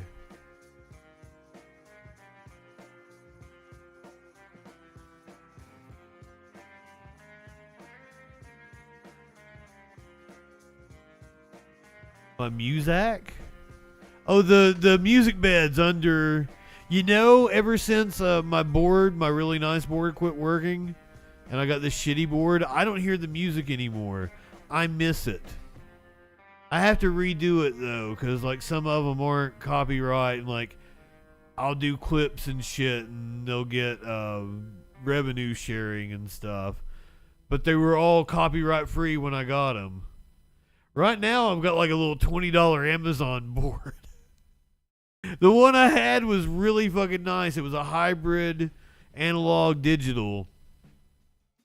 And it had a super channel on it. And I could feed shit back. I had multiple microphone outputs. Fucking wonderful. Had a card reader built into it. It was Bluetooth. But the power supply went out on it. And producer Dave was like, oh, I can fix it. I know I can find a power supply for it. I was like, no, motherfucker. I have looked. He's like, oh, no, I know I can do it. So I sent him the specs. He's like, oh, nope, I can't find that. I was like, I told you. I would have just repaired that board. That's what I do. I can't find the part.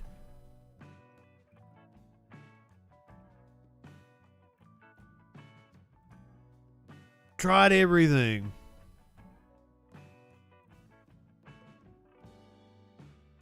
Something that's like right now I'd probably look at, and like I need to get one. Cause like I miss all the, cause that's one of the reasons why I don't have a lot of guests and shit. What was I don't even remember. A something or other, like it was pretty decent board. But you know, I'd be looking for something in like the $300 to $500 range. I only need like, you know, a 6-channel, 8-channel board would probably be ideal.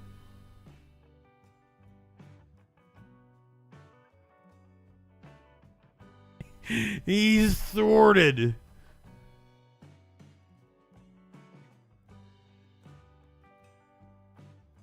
Because I think that one was 8 channels. I really liked that board. It was nice. I had it for years. This one has a this is wild. I do voiceover with this board. It has a fucking hum in it. I don't really give a shit about sliders or knobs. Sliders are more like, you know, like for people that are mixing and shit. Sliders are fun. I always really enjoyed sliders when I was, you know, working on the radio station. Like we always had like big ass fucking boards. It was nice to, you know, fucking make a smooth transition out of a song into you know, turning your mic on and shit and toss it down to somebody. But I don't need to do that shit with what I'm doing.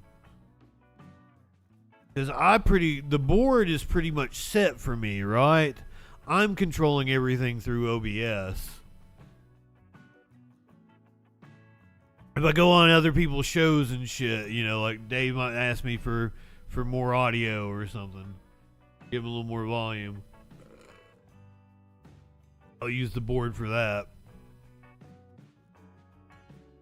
It has this whole, like, it's a hiss, hum, sounds horrible. But I just fucking record my voiceover and then remove it. 6 or 8. I don't need anything fucking outlandish. But like I tend to find that the like a 4-channel board would probably work for me, but I need it to have like that super channel. I need it to be analog and digital, right? I haven't looked in a while. I picked one out not that long ago, but you know, the fucking shit's changed now. Like it's gonna be a little bit before I'm in a position where I buy myself a new board.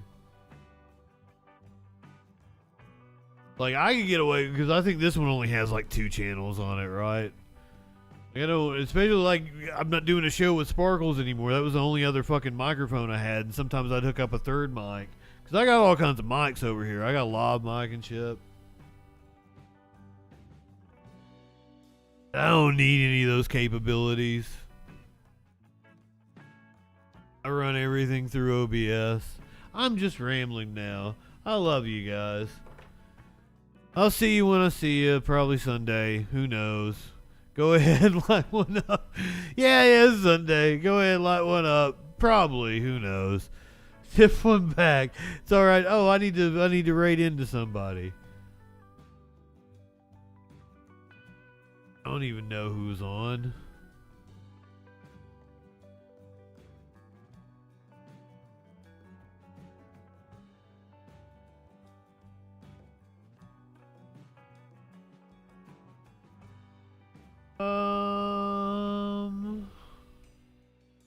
I'm gonna send you guys over because I don't even think I've rated her since I've been back on. I'm gonna send you over to Riverboat Jack. She had Taylor Lorenz on last night. I thought about Jason Society. I love my boy Jason, but I've got to show some love to fucking Riverboat Jack. She's always been super cool to me. So if you're watching on Twitch, you're heading over to the Riverboat Gang. Go ahead. Light one up, tip one back. It's all right to have a little fun before you hit the sack. I'm JustinFREAKIN. We'll see you Sunday night, probably.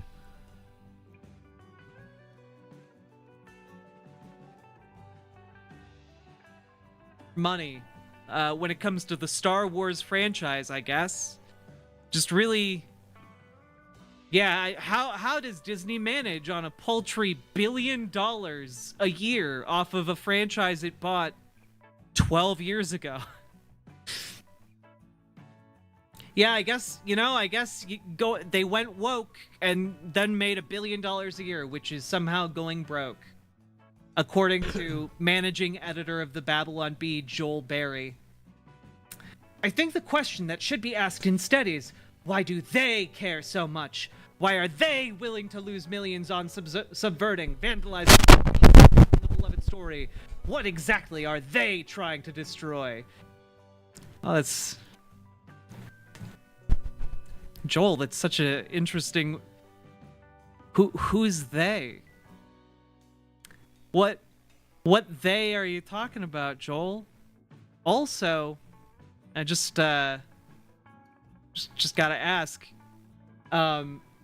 why do you think they are destroying it when they're making money hand over fist on Star Wars? Like, the entire premise of this is just ludicrously flawed from the get-go. Considering, again, they make the budget of a small country off of Star Wars, like, every year. Wait, are the Jewish space lasers on the Millennium Falcon? I knew it! Star Wars Land was a way for them to make the Jewish space lasers real. It's true. It's true. You know them. Hey, DJ Dub. Dub D. Button. Penny NT, thank you for gifting Sylvia Rusty Faye a sub. I appreciate it, and I hope they do too. And JustinFREAKIN, thank you very much for the raid. Welcome, raiders. We're going over a Star Wars article, and I happen to know a thing or two about Star Wars, and this is giving me life, because I get to dunk on a conservative and talk about Star Wars at the same time. Experiencing Star Wars at that formative age was revolutionary for a kid like me, whose entire worldview at the time was formed by a very small sect of conservative fundamentalism. It gave me a glimpse outside the four tiny walls of the legalistic...